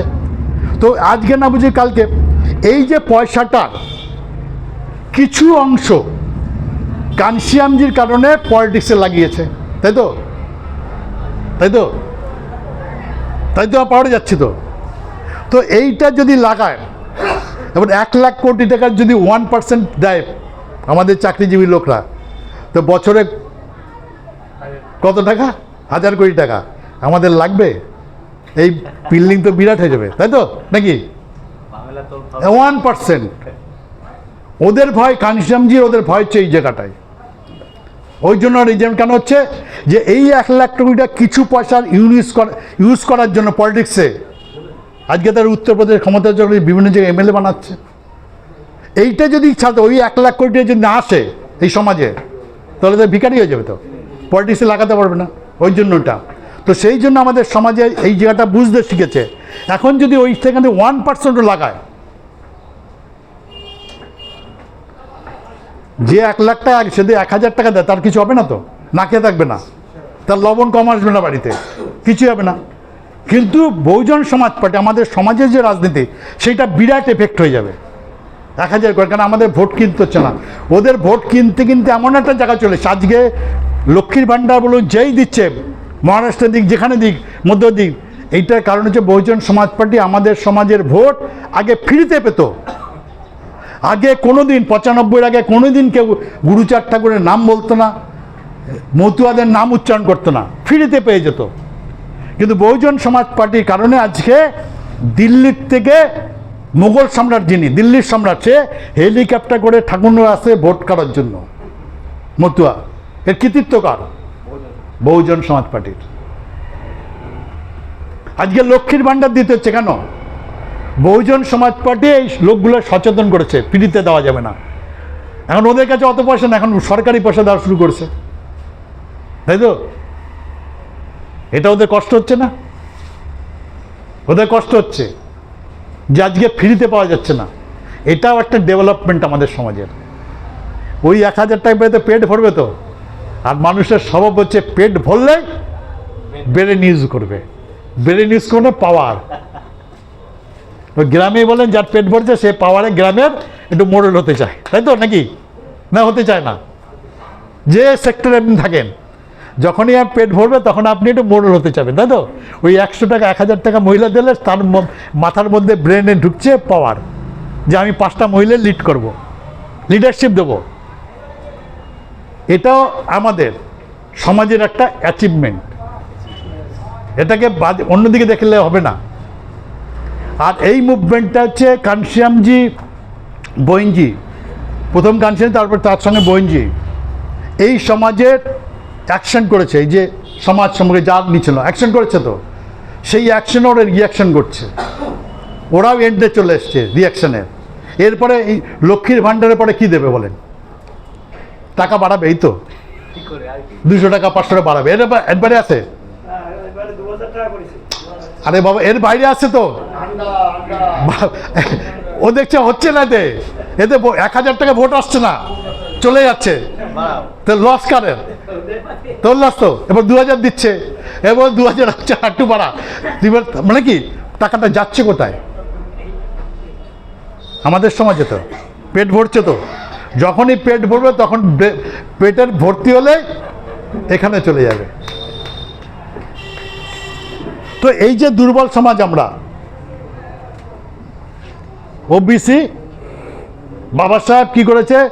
বাবা সাহেবের সঙ্গে জল চল আসেনি, কিন্তু বাবা সাহেব তাদের সংবিধান লেখার সময় 340 লিখে গেছে, যার ফলে কাকাকালি কমিশন, যার ফলে মন্ডল কমিশন, তারপরে তাদের দিয়েছে যে এরা শিডিউল কাস্ট, শিডিউল টাইপের মতনও পিছিয়ে পড়াচ্ছে, ইকোনমিক্যালি, সোশ্যালি, ইকোনমিক্যালি, এডুকেশনালি। সেই জন্য এদেরকে এইড দাও, এদেরকে উপরে তোলার জন্য সরকারি সুযোগ দিয়ে তোলো, তাই তো? আপনি নাথ সমাজের পরিস্থিতি দেখেন, দাদা হচ্ছে চাকরি করে, কিন্তু বাকি সমাজ কোথায় আছে দেখেন? 100 পরিবার খোঁজেন, তারপরে দেখেন যে ওর সমাজ, উনি হয়তো ভালো আছে, কিন্তু ওরা 100 পরিবার খুললে তাদের পরিস্থিতি কী? মানে আপনি আমি একা ভালো আছি তা না, সমাজ। আমরা অনেকে চাকরি করি, কিন্তু সমাজ যান লাইনে পারে সবই তো নমশূদ্র বাংলাদেশ আসছে, তাদের কন্ডিশন কী করে খাচ্ছে তারা? তো এই যে সমাজ যখন দেখবেন আপনি, তখনই বুঝবেন আমি কাজ। তাহলে বাবা সাহেব সেই জন্য ফিরে এসে এই সমাজে কাজ করেছে। তো আমরা যদি পারি কিছু কিছু যদি কাজ করি, তাহলে আমরা এই যে 5 দফা সামাজিক পরিবর্তন, এই কাজগুলো আমরা পাওয়ারে না আসলে করতে পারবো না। উইদাউট পাওয়ারে এই কাজ করা যাবে না। সেই জন্য বাবা সাহেব তোমার মুক্তির জন্য, মুক্তি তো এখানে 5 দফা সামাজিক পরিবর্তন মুক্তি। তো এই মুক্তির জন্য আমাদের কি করতে হবে? 5 দফা সামাজিক পরিবর্তন কী করতে হবে? আমাদের পাওয়ারে যেতে হবে। সেই জন্য বাবা সাহেব তোমার মুক্তির জন্য পার্লামেন্ট দখল করো। ক্ষমতার মধ্যে হচ্ছে পার্লামেন্ট। তো আমরা যদি পার্লামেন্ট দখল করতে চাই, তাহলে হচ্ছে আমাদের সমাজকে তৈরি করতে হবে। জায়গায় জায়গায় গিয়ে সেখানে আপনি কি পোস্টে আছেন, কিসে আছেন, পার্টি করছেন, আপনি আপনার রিলেটিভ, আপনার সমাজের কাছে গিয়ে, বাড়িতে গিয়ে এই কথাগুলো, বা আমার চেয়ে বেশি যারা জানেন, ভালো জানেন, আরও ডিটেলসভাবে, আমি তো এইটা টাইমিং, আপনার রিলেটিভ বাড়িতে টাইমের অভাব নেই, আপনি বেড়াতে গেছেন টাইমের অভাব নেই, পাট করে একটু একটু করে সমস্ত বললেন, একদিনে হবে না, কারণ হচ্ছে একদিনে মাথায় ঢোকে না, কারণ সে শুনে আছে। যেমন আমরা বলি না যে অনেক কথাই বলি, সেই কথাগুলো একদিনের, এই যে ইতিহাস একদিনে হয় না। তো এইগুলো আজকে আমাদের বলাতে আজকে ওরাও বলা শুরু করেছে। আজকে বাবা সাহেবের নাম নিচ্ছে, আজকে বাবা সাহেব ভারতবর্ষে পৃথিবীর নাম্বার 1 এডুকেটেড পারসন, এটা সব স্বীকার করেছে। তো সেই ব্যক্তিকে ওরা কেনই করছে, যে ওরা কেন ঘৃণা করে? সেই জন্য আমরা যতক্ষণ বেঁচে থাকবো ততক্ষণ বাবা সাহেব বেঁচে থাকবে। বহুজন সমাজ পার্টি যদি না থাকে, তাহলে বাবা সাহেব থাকবে না, গুরুচারটুকু থাকবে না। আপনারা জানেন গুরুচারটা করে যারা মতুয়া, তাদেরকে চলে নিয়ে যাচ্ছে কোথায়? ইস্কনে। বলেন তো, আবার বলেন গুরুচারটুকুর মহান ছিলেন, তো ইস্কনের পিছনে যাচ্ছ কেন? ইস্কনের পিছনে যাচ্ছ কেন? তুমি গুরুচারটুকুর ফটো সামনে রাখো, ইস্কনে কোনো লোক যাবে তোমার পিছনে? যাবে না তো। তো সেই জন্য হচ্ছে যে গুরুচারটুকুর যে মতুয়া বানিয়েছে, মতের মিল, তার যে আদর্শ, সে কোনো ধর্মের ব্যাপার না, সে যে জাতির রাজা নাই সে তাজা নেই। আমাদের সমাজ তাজা নেই কেন? আমরা রাজা নেই। আমাদের সমাজের কে রাজা বানাতে হবে। যে জাতির দল নাই সে জাতির বল নাই। আমাদের বল নাই কেন? দল নাই। এবং সেই জন্য আমরা আমাদেরকে এই জায়গাটায় যাব। সেই জন্য এই আশা রেখে, আপনাদের হয়তো কিছু টাইম অনেক হয়ে গেছে, প্রায় 4:45 বাজে, 4:30 ছেড়ে দিয়েছে, 4:45 বাজে। তো বলা তো এই যে আর যে ছোটো ছোটো আকারে এই কথা বলে আপনাদের জানি না আমি পারলাম কি না সব করতে, বলে আমি আমার এই বক্তব্য শেষ করছি। যদি কোনো কোশ্চেন থাকে বা কিছু থাকে যেটা ক্লিয়ার হয়নি, তাহলে বলতে পারেন। জয় ভীম, জয় ভারত। হ্যাঁ।